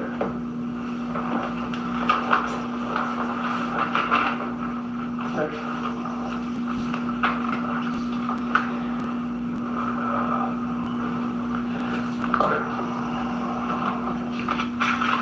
Sorry, just have to calm myself down. The other things with the shenanigans, as they try to tell you, is when the officer accidentally said, I don't even know who it was, Justin something, I think he said that, but he said, AKA Dolph, I'm sorry, not Dolph, and Mr. Cornelius says, yeah, I met him too miscellaneous in a moment of weakness. And then when I asked him about it, how you smile, you have murdered somebody, and we're up here chuckling, the government's chuckling with him. And he's laughing at me, making smirky faces, and says, I saw you on TV. That's the behavior you want from a guy that took a machine gun and murdered people. In fact, his definition is, I didn't shoot that many people because sometimes we didn't get the shots off of the gun here. And you're going to make a deal, not a single text message anywhere, take my word for it. And oh, by the way, I think he's a federal snitch, but I don't know if I believe that or not, because he's never snitched on me. All right, next. And then he also tells Uncle Ron, maybe we should have gone and talked to him, whoever Uncle Ron is. Yeah, I'm not a policeman, and I'm not trying to put anybody in prison. That there was a bug on him, that he's a snitch, and so you're going to have to plan a big old murder. Next slide. So we know he paid for his lawyer, and we know that was a team issue, and you know the absurdity of the prosecutor in the last statement. They're going to get to go up again and call me every time name in the book, which is fine, I can handle it. I will take those arrows for this man that I've probably cared about over the last year and a half, because he didn't do it. They had the audacity to tell you we can't indict Salinas dead. Shook died 2.5 years after all this happened. Remember, Justin Johnson was indicted in December of 2021, about a month after this happened. Cornelius was indicted in January of 2022, about a month and a half after this happened. There is no investigation done in 2023, or essentially 2024. It was done, they indicted and gotten who they wanted. So at some point you gotta ask yourself, what happened here? And I have no idea, but it's not my burden to prove their screw-ups. If you believe Cornelius, he says Jook is the one that set it all up. His girlfriend said that. Then they backtrack and say, well, he was there and he set it up, he didn't go there. None of it happened. Keep going. And with Miss Arnold, I don't know how you date a murderer that's been domestic violence to me, stolen from me, done this. I don't know what her issues are at fault or not. She's just doing what the man's telling her to do. They've had visits, they've talked about it, and her story is still iffy as far as that goes. And God bless her, I hope none of you would be with a essentially soon-to-be convicted murderer for 4 years after all this happened. Right, next. And the interesting thing there was, we keep talking about the car on Bradley, but Bobby Carter also lives on Bradley, and Bobby Carter was involved in the shooting with Mr. Cornelius. And in fact, Angela says Bobby was involved in the Dolph shooting as well. Next. All right, we already know this as far as the jail calls and the family coming to see her. Next. And we also know about the varying amounts of money this whole thing was worth. So now we get to the meat and potatoes of a few things I want you to consider. Remember, the two pillars to this case is you gotta believe Cornelius Smith, and the judge has told you over and over again, you have to have that agreement, you gotta believe it's out there, otherwise nothing. They've come up with 15 different methods, from murder to second degree to third degree. I don't care if it's 47 degree murder, none of this stuff happened. There's no assault, there's no solicitation, there's nothing. So let's talk about the detectives. Next slide, please. All right, so the Detective Browning, the all-powerful Detective Browning, told you that old man last talked. Oh, I'm sorry, I got my slides mixed up. We know Dabney, who actually I respect him, so let's talk to him. He said they didn't do it straight up. Didn't try to sugarcoat it. We just didn't do it. Didn't go to pressure roll to confirm anything this man was saying. Tells you straight up, we didn't go to AutoZone. Tells you straight up, there was no relevant evidence of AutoZone, so they can just take over receipt that's all crumbling, you can't tell what it is. That's supposed to be some kind of evidence now. And they didn't get around to investigating Jerk, who was on Team Cornelius, or whatever you want to call it. At least he was honest enough to tell you never. So, these are the slides you saw yesterday with Detective Browning, and this is where the evil of it all comes in. He did these cold detail records for you, and this slide cuts off at 11:16 and 3:01:17. Right? They stopped it right there. I've highlighted for you. That was the slide. You might wonder, Manny, what's the big deal about that? It's just a phone call to somebody, no biggie, right? Yeah, he's talking to Cornelius here, no problem. But guess what? If they were to give me the full story on the slides where they're trying to bias you, that slide, you see, on the same 11:16 at 5:37:15, this is Jerk's number, and he spent a 6-minute phone call.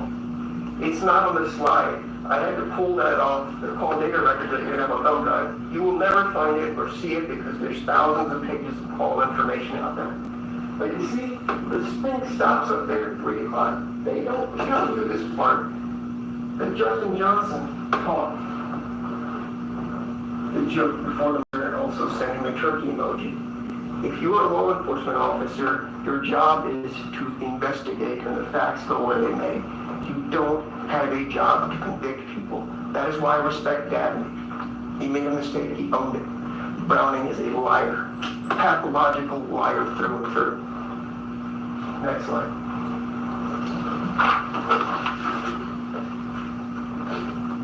So, okay.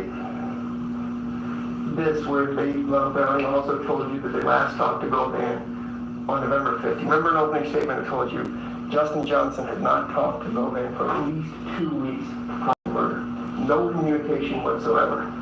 But they try to tell you that, oh yeah, on November 5th, he must have talked to Govan.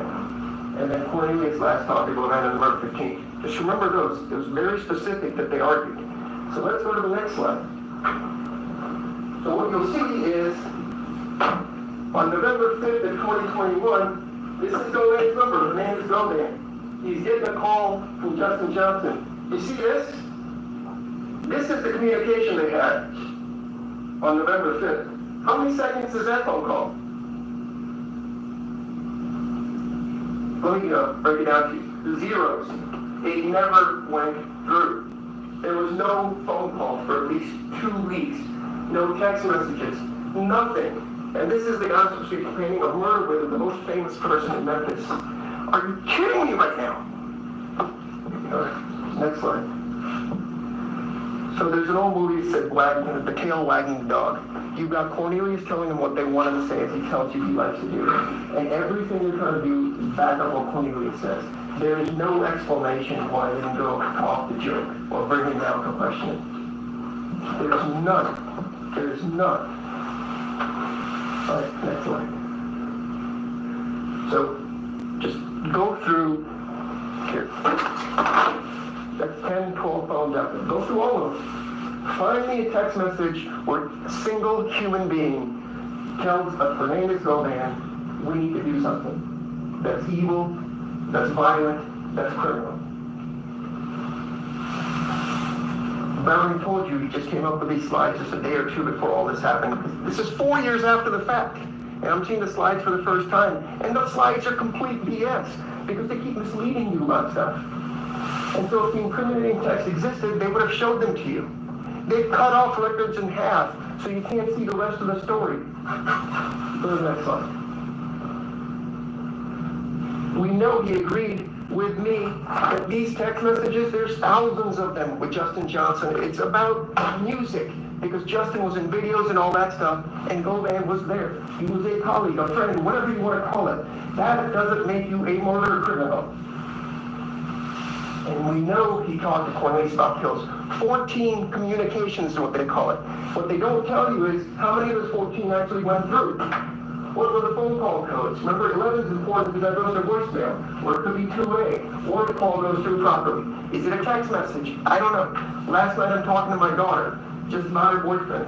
Between okay, yeah, no problem, I had 16 communications with my daughter in a span of like 3.5 minutes.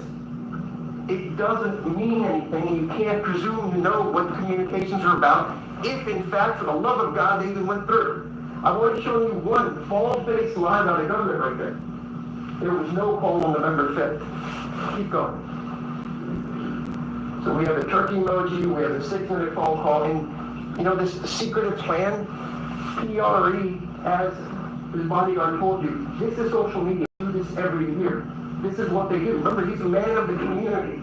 They put it out there. Everybody knows they're doing turkey emojis every year. Most of you probably know about this.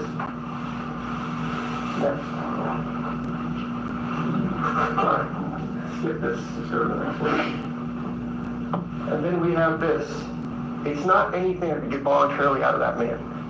We had to press and press and press to show that Justice Johnson already knew Joe. Didn't need our guy to do anything. That is why you will never see a single text message of any incriminating nature. Because I can promise you, had it said anything, a comma out of place, they would have it plastered up to her board saying, see, we got him, we got him. Next. Alright, so Garner, he said, MPD asked me to do what? Location analysis on a couple of phones. Justin's and Corey Lee's. All you have to do is plug in a number on a computer. You could have done it.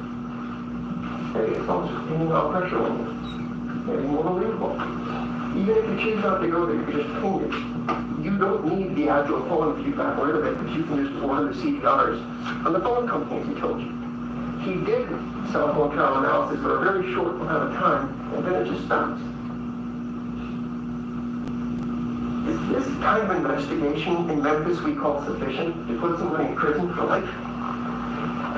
And none of the other phones were done. Where was Chuck? Hell, where was anybody else in this case? Right? Alright, we've got this, so covered that. Go next.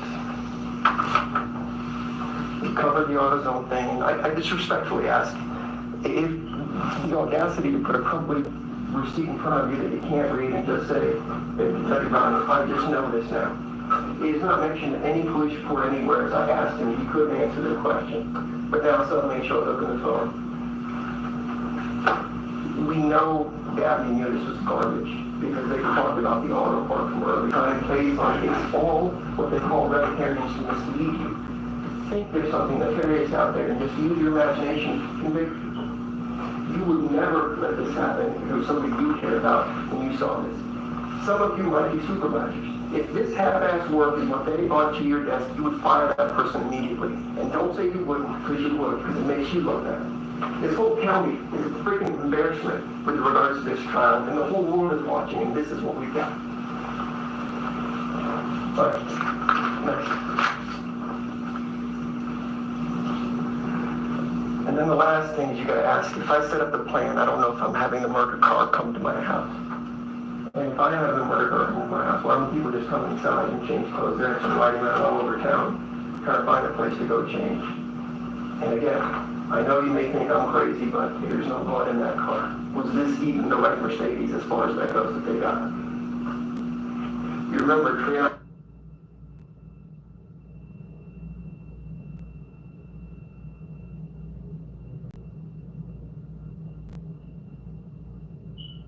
And another gentleman had stolen that Mercedes a while earlier. Triana can come and testify, because Triana picked up another murder right after that. Where did the blood go? Cornelius told you point blank, no ifs, ands, or buts, and his girlfriend. I took bleach and I wiped it down. And the lieutenant from CSI with 28 years of experience says that just didn't happen. Where's Angela's car? Remember, she said he was bleeding all over. Where's the evidence of any of that? All right, next. So all I do is cross my hands and beg you guys, he is your peer. There is no evidence here. you would never accept what's happened in this courtroom in your own personal lives to make any decision of any kind. And he deserves that same respect. There's nothing here. They're going to get to come back up again. Remember, we talked about first impressions. You need to use your minds, your eyes, your ears, and your noses, and call the Smith test BS on this whole thing that they're about to give you again. There's nothing here. There's no solicitation, there's no facilitation, there's no assault, there's no murder, there's not a text message, there's not a phone call with the man, and they aren't telling you the story. Make them tell you why didn't we investigate you. Make them tell you why didn't we investigate all the people that helped these folks escape.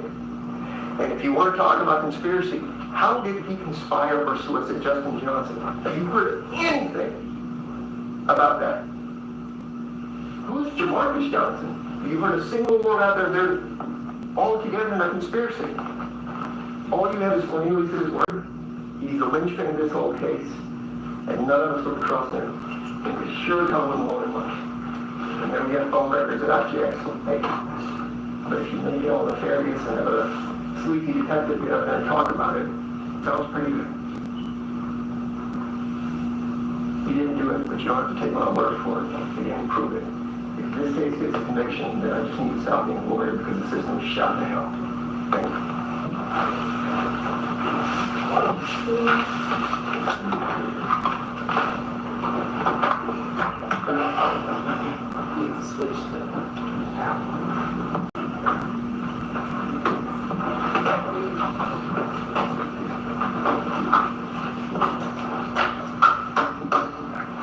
Are you kidding me right now? This is just called the whole city of Memphis stupid and dumb. Everybody from the DA to the police officers to the prosecutors, he called y'all dumb. Called everybody, all one of them dumb. Are you kidding me right now? This case is not about the prosecutor. This case is not about Juke. This case is not about Justin. This case is not about Cornelius. This case is about Hernandez Govan. He is the person on trial. Not the city of Memphis, not the DA, not the prosecutors, not you, Hernandez Govan. That's who we are here about today. That's what this proof has been about. Embarrassed. Who should be embarrassed? Hernandez Govan. He is the person that made the choice to get engaged in this conspiracy. He made that choice. We talked about choices. There are a few things in life that we can control, and our choices are one of them. What choices did Hernandez Govan make? You've heard that over the last few days of the choices that he's made. His choices led us here today. All right, police, they say they didn't do a good job. Convenient story. Something novel. Because they didn't arrest everybody has to be arrested for them to do a good job. There was a twofold investigation. Sergeant Browning and Sergeant Dabney both told you that. It's very convenient that that part was left out of the defense's argument. There was a twofold investigation. Homicide and MGU, those were two different entities within the Memphis Police Department. There was an ongoing investigation. And as Ms. Williams mentioned in her closing statements, this is a conspiracy. It's ongoing. To let you know that they were still investigating. Look at the call records. Look at when those call records were received. Now, defense will have you believe that, there are thousands and thousands and thousands of pages of call records. There are. But guess what? You'll have access to all of that, and they're on a flash drive. You can search. You can put in the numbers that were given to you when things happen. what happened with those calls. They're there for you. There's no hiding. There's no putting them aside. They're there for you to look at. So I want to clear up that misstatement. The focus at the time of the incident, November 17, 2021, was on a homicide. It was not on who went to AutoZone or who went to Pressure World. The focus was on a homicide. A person was dead. The defense never mentioned that we are talking about a dead person. Dead. It's everybody's issue and fault but Hernandez-Govan. The police didn't kill Adolph Thornton. Cornelius and Justin killed Adolph Thornton. But who put them together? Hernandez-Govan. Look at the PowerPoint presentation that Sergeant Brown provided. It has communications that contact log was put in there for Juke and Justin on the same day, about July 27th, around that time. They looked like they exchanged numbers. And if they knew each other before then, they wouldn't have had to exchange numbers. They would have already had each other's numbers. Look at that. Look at the call detail records of Cornelius Smith. You'll see about the first time he had contact in his phone anyway with Hernandez-Govan was about July 25th, 2021. Around that time. All you have to do is plug the numbers in. It's not rocket science, as he'd have you believe. Hernandez-Govan put these individuals together.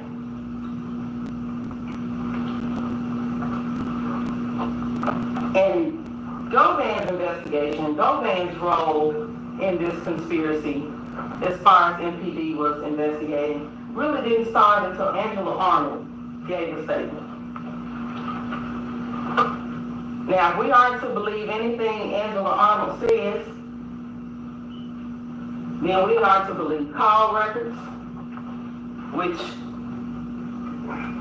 Sergeant Garner said they don't lie. They're the records. They are what they are. So we can't believe that. We're not supposed to believe Angela either. We're not supposed to believe anything that's happened. The records are what the records are. But they bring in Sergeant Coburn or Lieutenant Coburn.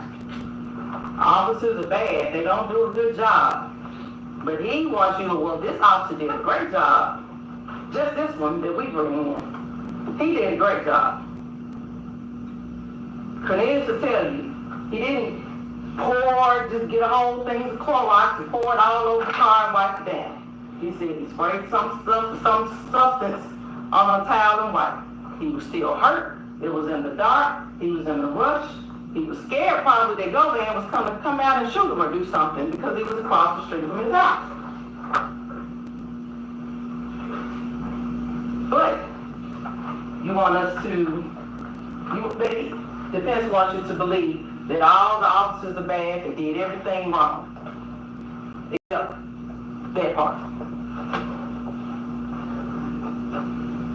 The investigation was ongoing.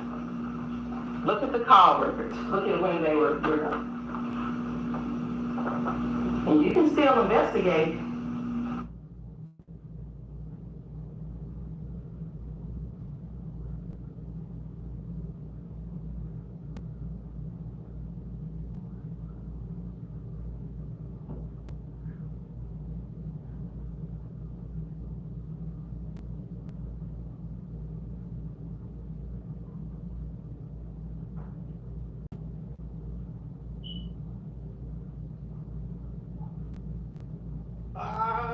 Alrighty, let's fix it. There we go, like that right there. And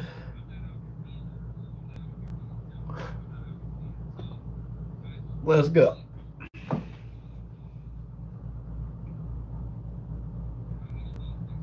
There we come, guys. We got it. They roll that beautiful bean footage. He's a liar too. All right, there we go. And when all analyzed the records were made by Mr. Dolph.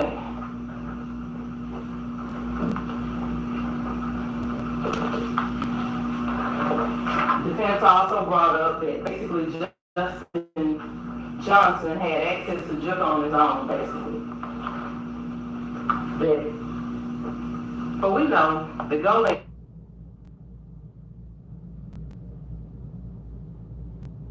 and made that connection. July 27, 2021. We see that in the call records. We see it. Govan already had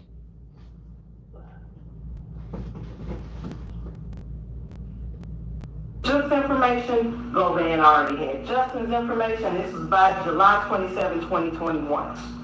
Govan had Cornelius' information. Govan texts Justin address to Juke's smoke shop, and the contact was created between the two while they were there.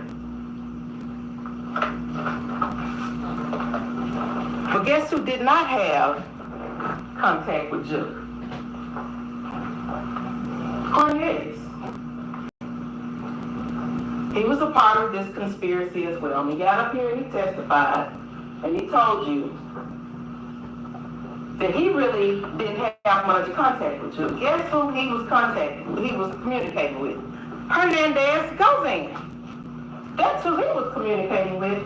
And let's look at the definition of conspiracy. You just have to create that at least with. But who was communicating with Yo Gotti? So if you take defense at his word that Justin Johnson had other conspiracies going on and this was something separate, Hernandez Govan was still egging on Cornelius. He promised to get Cornelius paid. Cornelius didn't have direct access to Juke. He told you he was trying to still get his money. December 2nd, 2021, he sent a message from Angela Arnold's phone via Instagram message. He said he could have just straight out put it, hey man, I want my money. I did what I was supposed to do. He said he sent him a message trying to get his attention. A week later, he's arrested.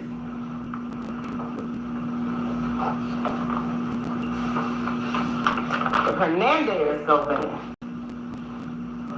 was the link between all of them. Hernandez knew Juke.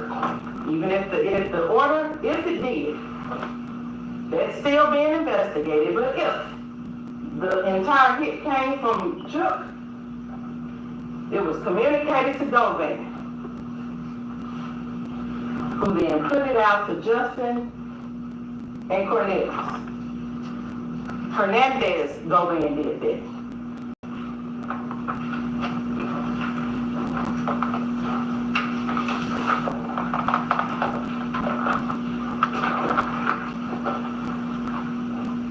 The defense also makes the assertion that for 2 weeks, Hernandez Govan didn't have any kind of contact with any of the people who did the killing. He didn't have contact with Cornelius.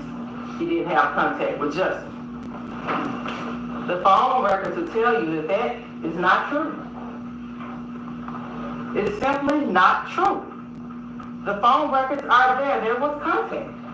There was contact the day before. There was contact the day before that. There was contact days before that. And even if they didn't talk on the phone, what is stopping them from walking to this house? Communication is there. Doing everything to take away from the fact that this trial was about Hernandez Govan. And there's nothing that says, okay, if we don't talk within 2 weeks, that all of this is out the window. Nothing in the jury instructions that the judge gave you or read to you said, all right, this conspiracy ends, we don't talk in a week. This is not girlfriend and boyfriend stuff. This conspiracy was ongoing. Hernandez Gomez is just trying to pull himself away at this point. But this, Justin and Cornelius, they were put together by Hilton. It's been reiterated several times. All right, even if you believe what the defense says, say Justin was conspiring with others. Okay, two things to be true at the same time. But what we do know that shortly before the turkey drive, Cornelius said that Hernandez Govan called him and Justin together and was like, hey, y'all know this turkey drive getting ready to come up. Y'all ready? Y'all ready to make this money? Y'all ready to do this? Cornelius told us that. The call records, they show that there was some communication shortly before the turkey drive, the week before Thanksgiving. And Govan just reminded them, this is your mission. This is what you're supposed to do. If you want this bread, you need to make it happen. You need to make sure that you take care of that family that's been out there. You need to make sure this is what you do. So Justin chose, even if there were other conspiracies, just if there were other conspiracies on the side, on November 16, 2021, Justin Johnson chose Cornelius. He chose Cornelius. The same Cornelius that he was introduced to through Hernandez Govan. That same day, Justin Johnson sent Jook a turkey text. It's the same text that defense has entered into evidence. He sent it on November 16th. The defense just showed you there was some communication with Jook on November 16th. On November 17th, again, the day of the murder, the day that Dolph was killed. Even if there were, again, other conspiracies, Justin Johnson chose Cornelius Smith to go on a hunt with him. He chose to go on a hunt with him. He chose him the day before, he chose him on the day of. And Cornelius Smith said the only way he knew who Justin Johnson was because of Hernandez Govan. He told you that several times.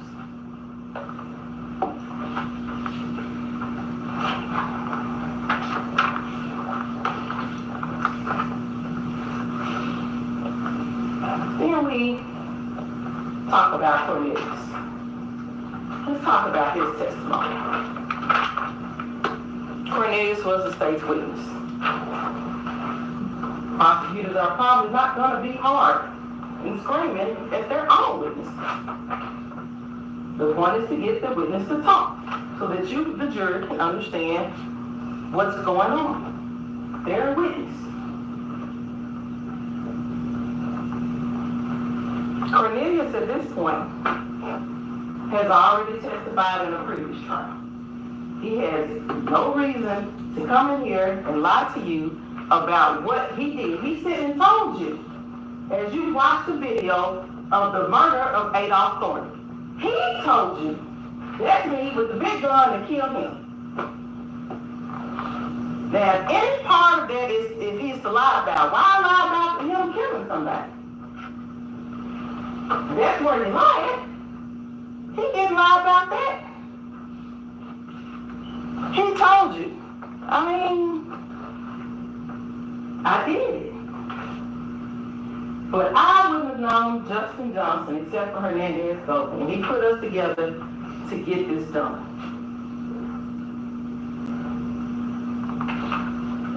He told you, the defense attorney, at least several times, that he was under the influence. You saw the video. Cornelius Smith was up there. He was high. Even the questions that were asked of him were confusing. And he told me, said, I don't remember. I had taken some pills, and we learned you've been taking pills. So why at that point say anything different? Even Angela Arnold said he took some pills that day.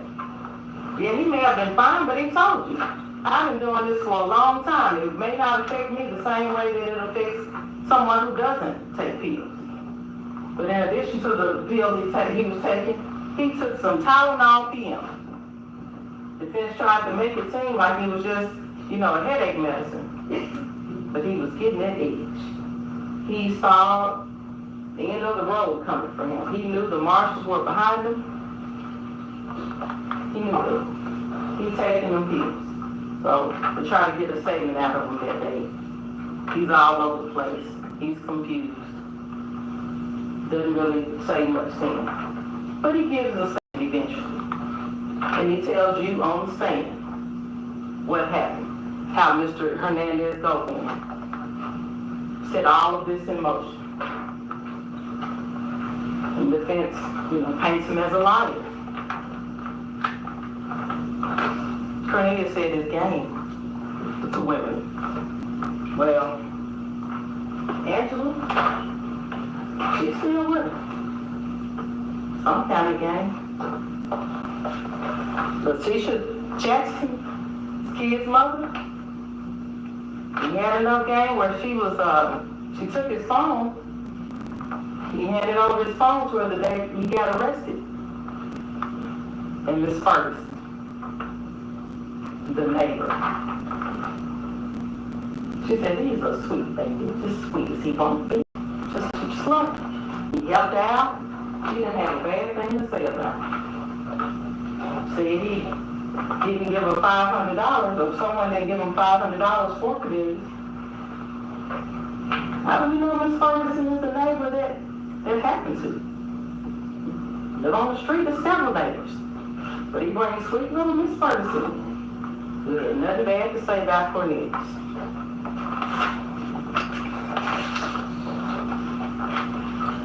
Cornelius, his testimony was backed up by Angela, by the evidence and phone records, by the murder. All of that is backed up.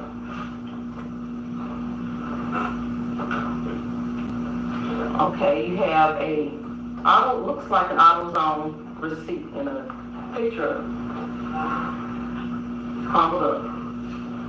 You have access to the picture of their receipt. It was a picture that was in the phone that Cornelius took.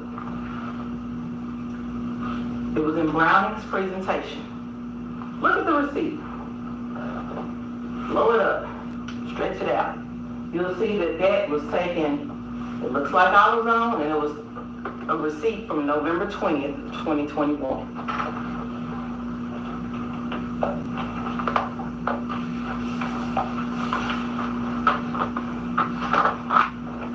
In the end, all of this points back to Hernandez Gomez. He got the ball rolling. He kept the ball rolling. He kicked the ball in the end. He introduced Cornelius Smith and Justin Johnson for the purpose of taking out members of PRE. One member of PRE being Adolph Thornton. That's where the conspiracy started.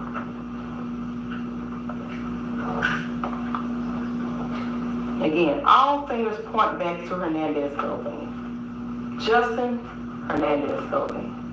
Cornelius Hernandez Gomez. Jook, as the defense keeps wanting to throw out, Hernandez Gomez. And why go to Hernandez Gomez house after they commit the murder? Because that was comfortable for them. No one ever said these were the smartest killers. They didn't plan on getting shot. That wasn't part of the conspiracy. When we get shot, we're going to go here. But they already had the getaway car at Hernandez Golan house. So they originally met at Hernandez Golan house back in July. If they would ever meet up during the time of the conspiracy, from June of 2021 until March of whenever they were arrested, they would meet at Hernandez Golan's house. Want to go shoot a video? Go to Hernandez Golan's house. They're all in the video. Park the getaway vehicle? Go to Hernandez Golan's house. Park your motor vehicle. Hernandez Golan, that's the person. Now, why did they not go in? Maybe he wasn't there right then. Maybe he was like, someone went down, I'm getting out. Who knows? But we know what happened. We know where they went. We know that the vehicle was parked there. We know that the getaway truck that they used to get somewhere else was parked in front of Golan's house. We know that. Even Cornelius Smith told you, Cornelius Smith told you that Justin wanted him to meet him on the day of the murder. He wanted him to meet at Golan's house. Cornelius said he couldn't get over there. So Justin came and picked him up. Again, all of this going back to Hernandez Golan, as much as the defense tried to deflect and get you to choose different deflections, it all points back to Hernandez Golan.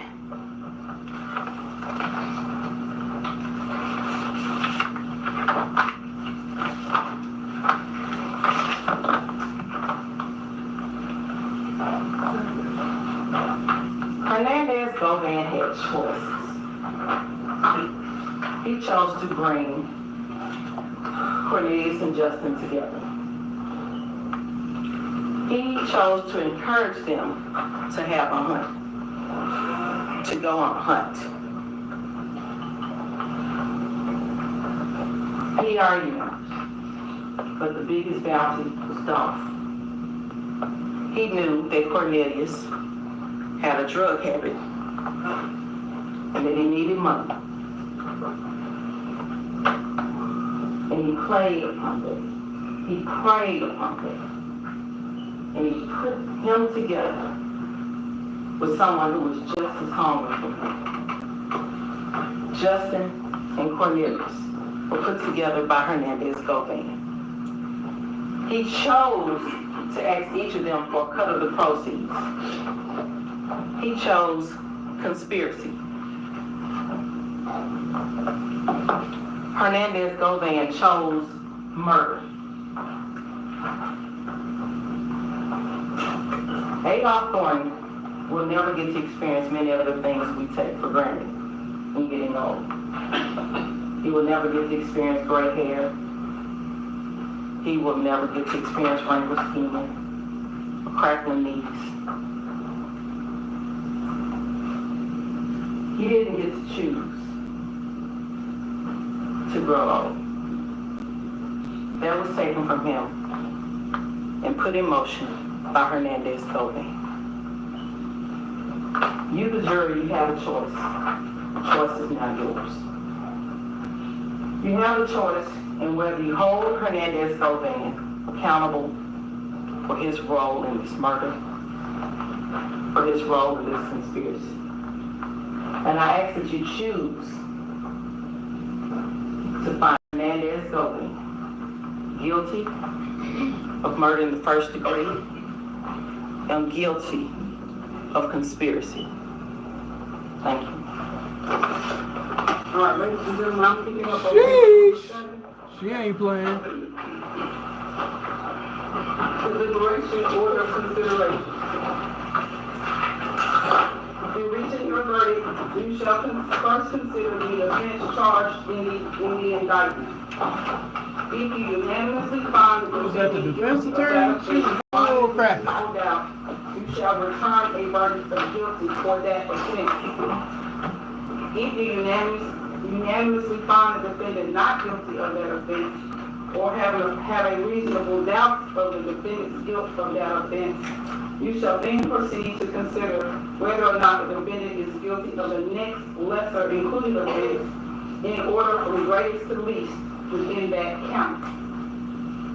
You shall not proceed to consider any lesser included offense until you have first made a unanimous determination that the defendant is not guilty of the immediately preceding greater offense, or you unanimously have a reasonable doubt of the defendant's guilt of that offense. If you have a reasonable doubt of the guilt of the defendant as to all offenses charged and included in that count, you shall return a verdict of not guilty and proceed to the next count. Verdict. Count 1. The charged offense in the first count of the indictment is conspiracy to commit first-degree murder. The lesser included offenses in order of consideration from greatest to least are facilitation to wit, conspiracy to commit first-degree murder, solicitation to wit, conspiracy to commit first-degree murder, and accessory after the fact to wit, first-degree murder. Count 2. The charged offense in the second count of the indictment is first-degree murder.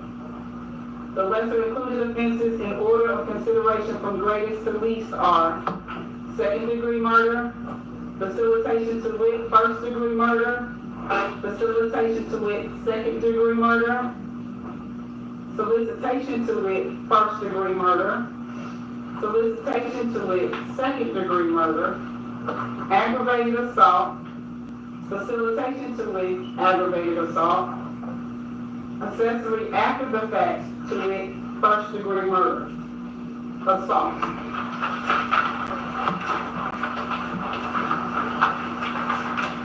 Count 1. When you retire to consider your verdicts, you will first inquire whether the defendant is guilty of conspiracy to commit first-degree murder, as charged in count 1 of the indictment. If you find beyond a reasonable doubt that the defendant is guilty of this offense, your verdict will be: we, the jury, found the defendant guilty of conspiracy to commit first-degree murder, embraced and included in count 1 of the indictment. Check the corresponding box on the verdict form and sign one of your names as foreperson. If you unanimously find the defendant not guilty of this offense, you will next inquire whether the defendant is guilty of facilitation to wit, conspiracy to commit first-degree murder, as embraced and included in count 1 of the indictment. If you find beyond a reasonable doubt that the defendant is guilty of this offense, your verdict will be: we, the jury, found the defendant guilty of facilitation to wit, conspiracy to commit first-degree murder, embraced and included in count 1 of the indictment. Check the corresponding box on the verdict form and sign one of your names to the verdict as foreperson. If you unanimously find the defendant not guilty of this offense, you will next inquire whether the defendant is guilty of the next lesser included offense in order of consideration from Let's go, guys. If you find the defendant is guilty of a lesser included offense, your verdict will be: we, the jury, find the defendant guilty of, placing that offense in that blank, embraced and included in count 1 of the indictment.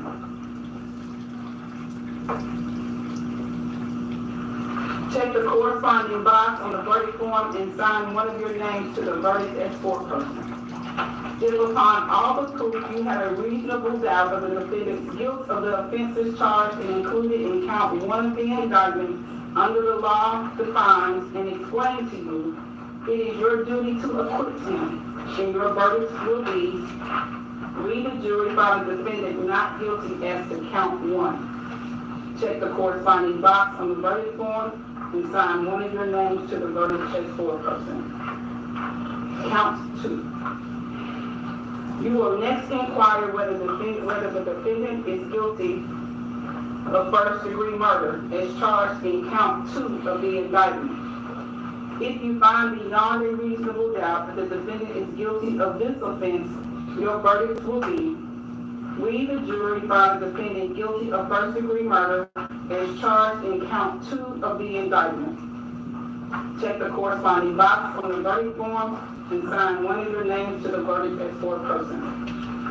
If you unanimously find the defendant not guilty of this offense, you will next inquire whether the defendant is guilty of second-degree murder as charged and included in count 2 of the indictment. If you find beyond a reasonable doubt that the defendant is guilty of this offense, your verdict will be: we, the jury, find the defendant guilty of second-degree murder, included and embraced in count 2 of the indictment. Check the corresponding box on the verdict form and sign one of your names to the verdict as foreperson. If you unanimously find the defendant not guilty of this offense, you will next inquire whether the defendant is guilty of the next lesser included offense in order of consideration from greatest to least.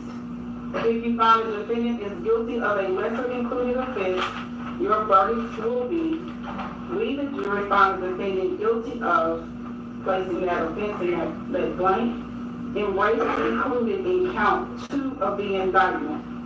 Check the corresponding box on the verdict form and sign one of your names to the verdict as foreperson.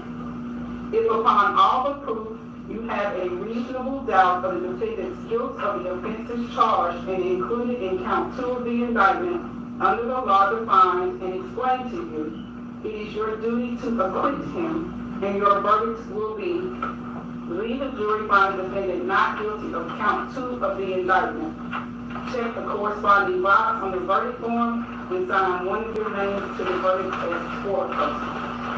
When you retire to the jury room, you will first select one of your members as foreperson who will preside over the deliberations. When you have reached a verdict on a particular count, the foreperson will check the corresponding box on the verdict form and sign his or her name to the verdict as foreperson. Take the case, consider all the facts and circumstances fairly and impartially, and return to the court with verdicts that truth dictate and justice demand. Now, there is a couple things we need to know. Pages 33, 34, and 35 are your verdict forms. So I kept referring to check the corresponding box. These are the corresponding boxes. You have count 1 and 2 pages for count 2. Okay? I also have here the official copy of the jury charge. There are a couple of minor changes that I've made, like I caught one misspelled word, a couple of misspelled words. And I've made those changes on here, nothing that's going to change it substantively. But the official copy is going to go back to the back. Please do not write on it. Free to write on your own copy. Just use this as the official copy if there's any discrepancy on what you may have with you. Okay, so this is the official copy. So is everybody in a good position to deliberate? No issues with the court with your body. All right, you shall choose 4 alternates.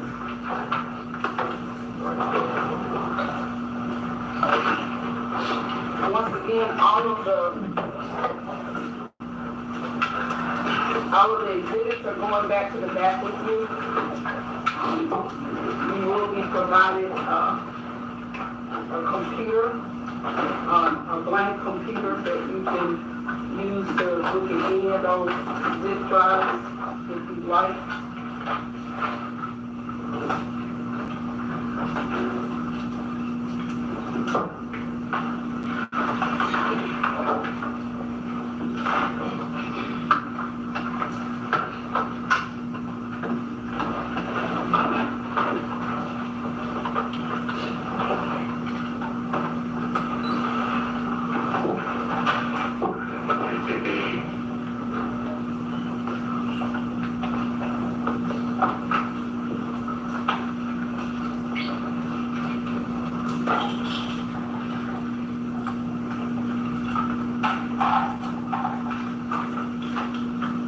Miss Stacy,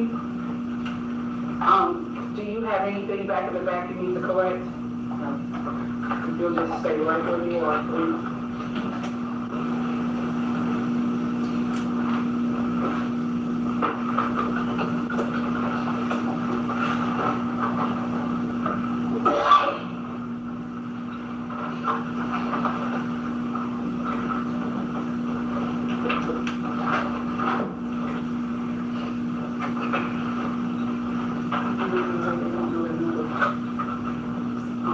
Ms. Wilkes, ma'am, do you have anything back in the back?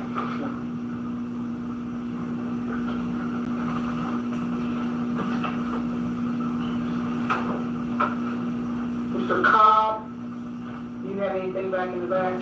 Just a moment. You want to go ahead now?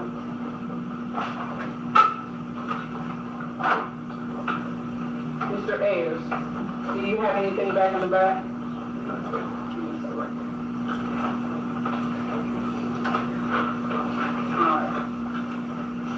You want to go correct?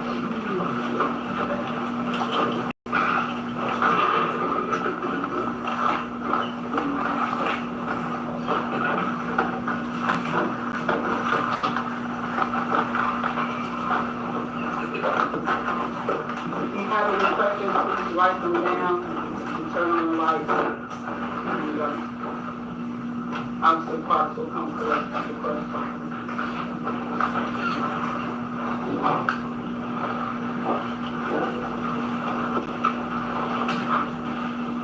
George, you are excused to deliver like all the same.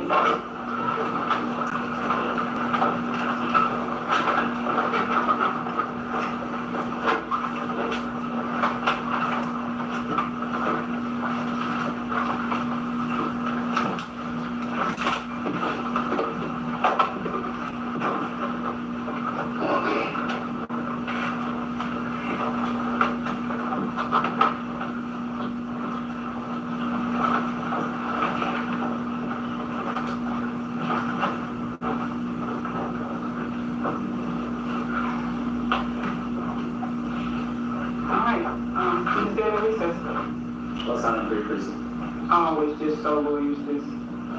I had a bad experience one time, so I always show lawyers what the numbers are, make sure we are clear with that.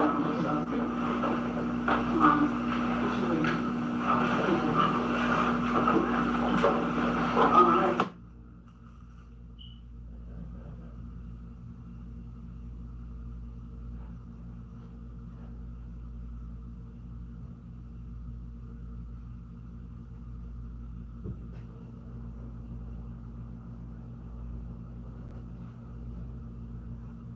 Y'all all right? Y'all good? Y'all straight? I'm here. Say something. Shit.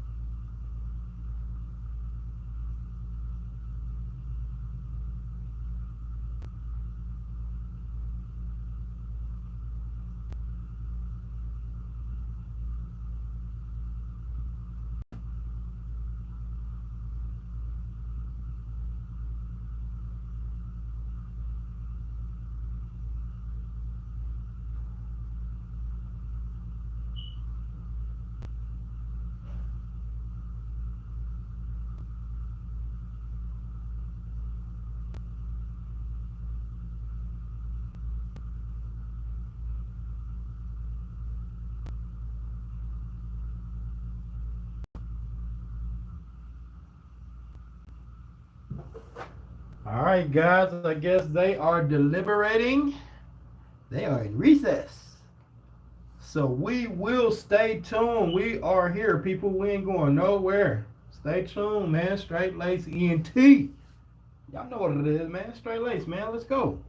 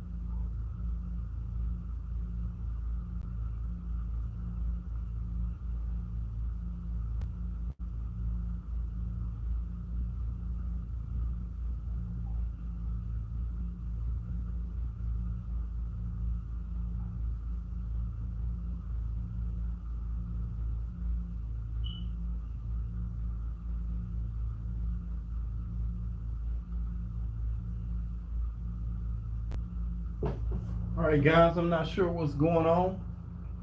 Not sure if it's over for today, but man, we've been on for 3 hours, y'all. We've been grounded for 3 hours. The jury is deliberating. I guess we still going. I guess we still on. I didn't know they did court all day like this. I didn't know that court went into the evening like that.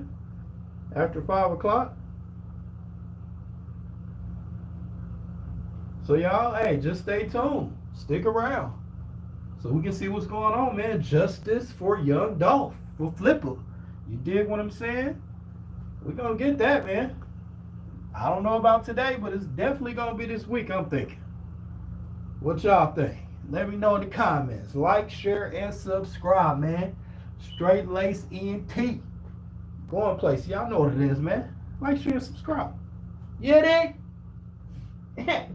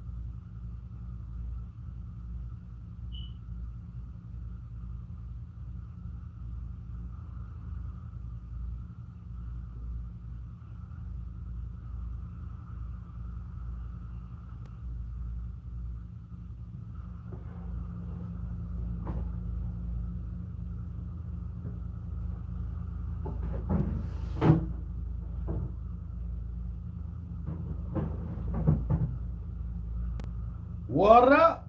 Y'all know what it is, man. StraightLace ENT, your all the time entertainment, news, and news source all the time.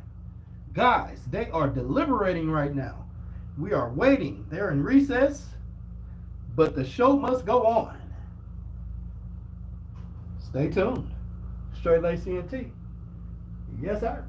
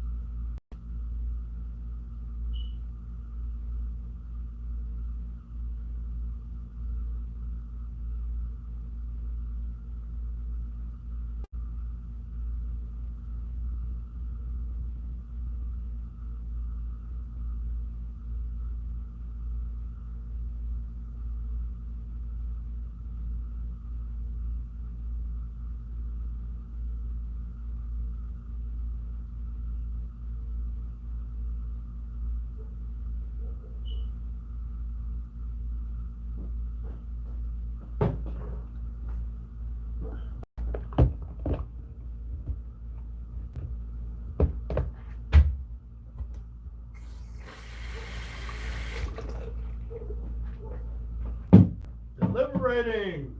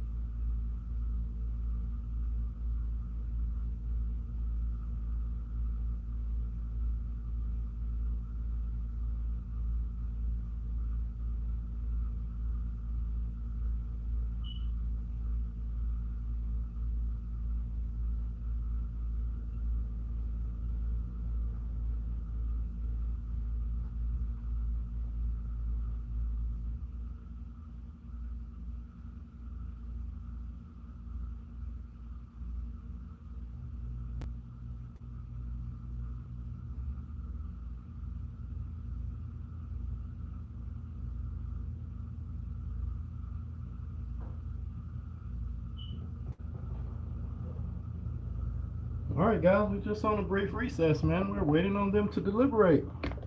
Closing arguments.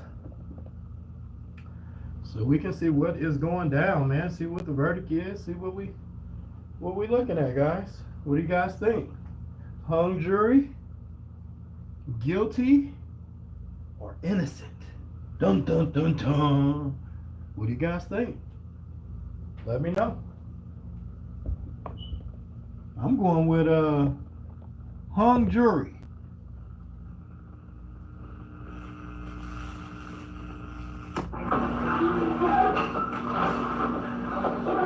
The question is,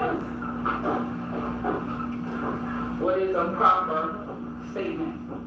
What does it entail? What are the details? Let's go. What does it specifically pertain?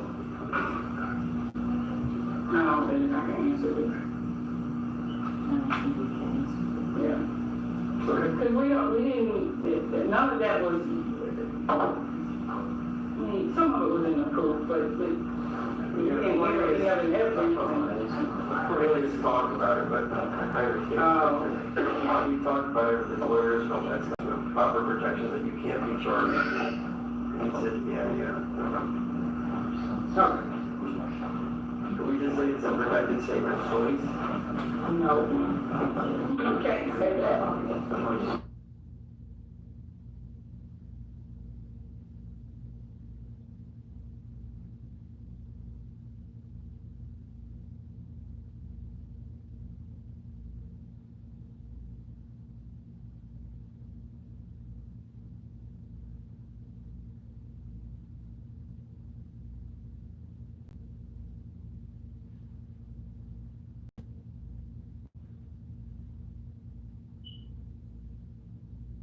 Even though it's kind of a truth, it is a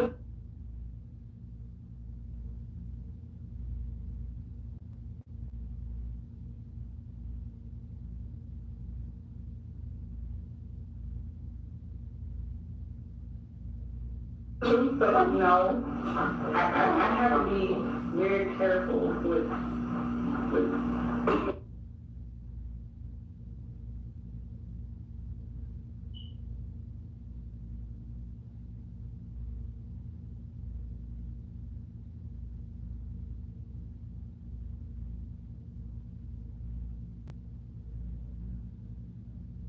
and that's almost putting evidence in without.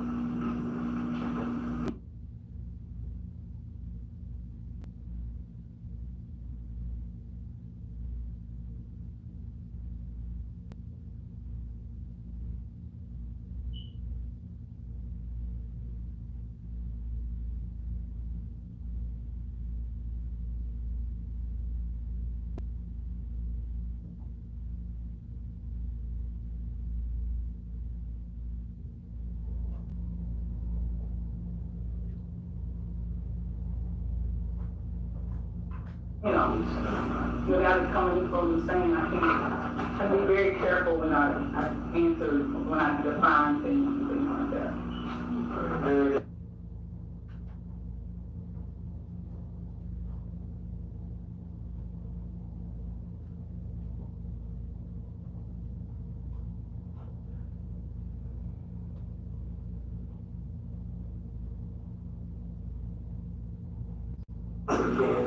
Yeah, I can't answer it. What are we doing here?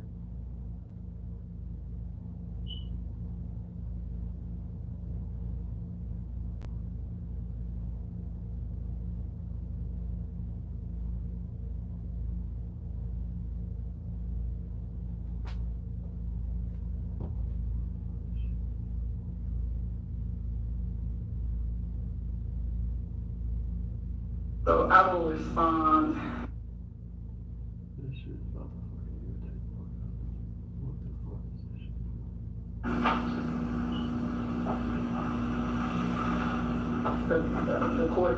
The court can't answer these questions.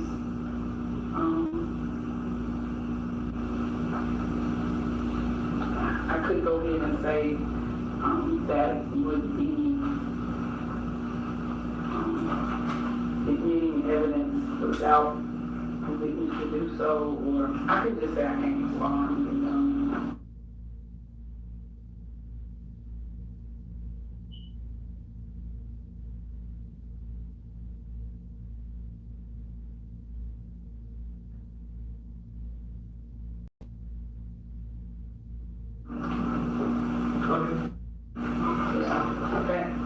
They're not gonna like it, but they'll be alright.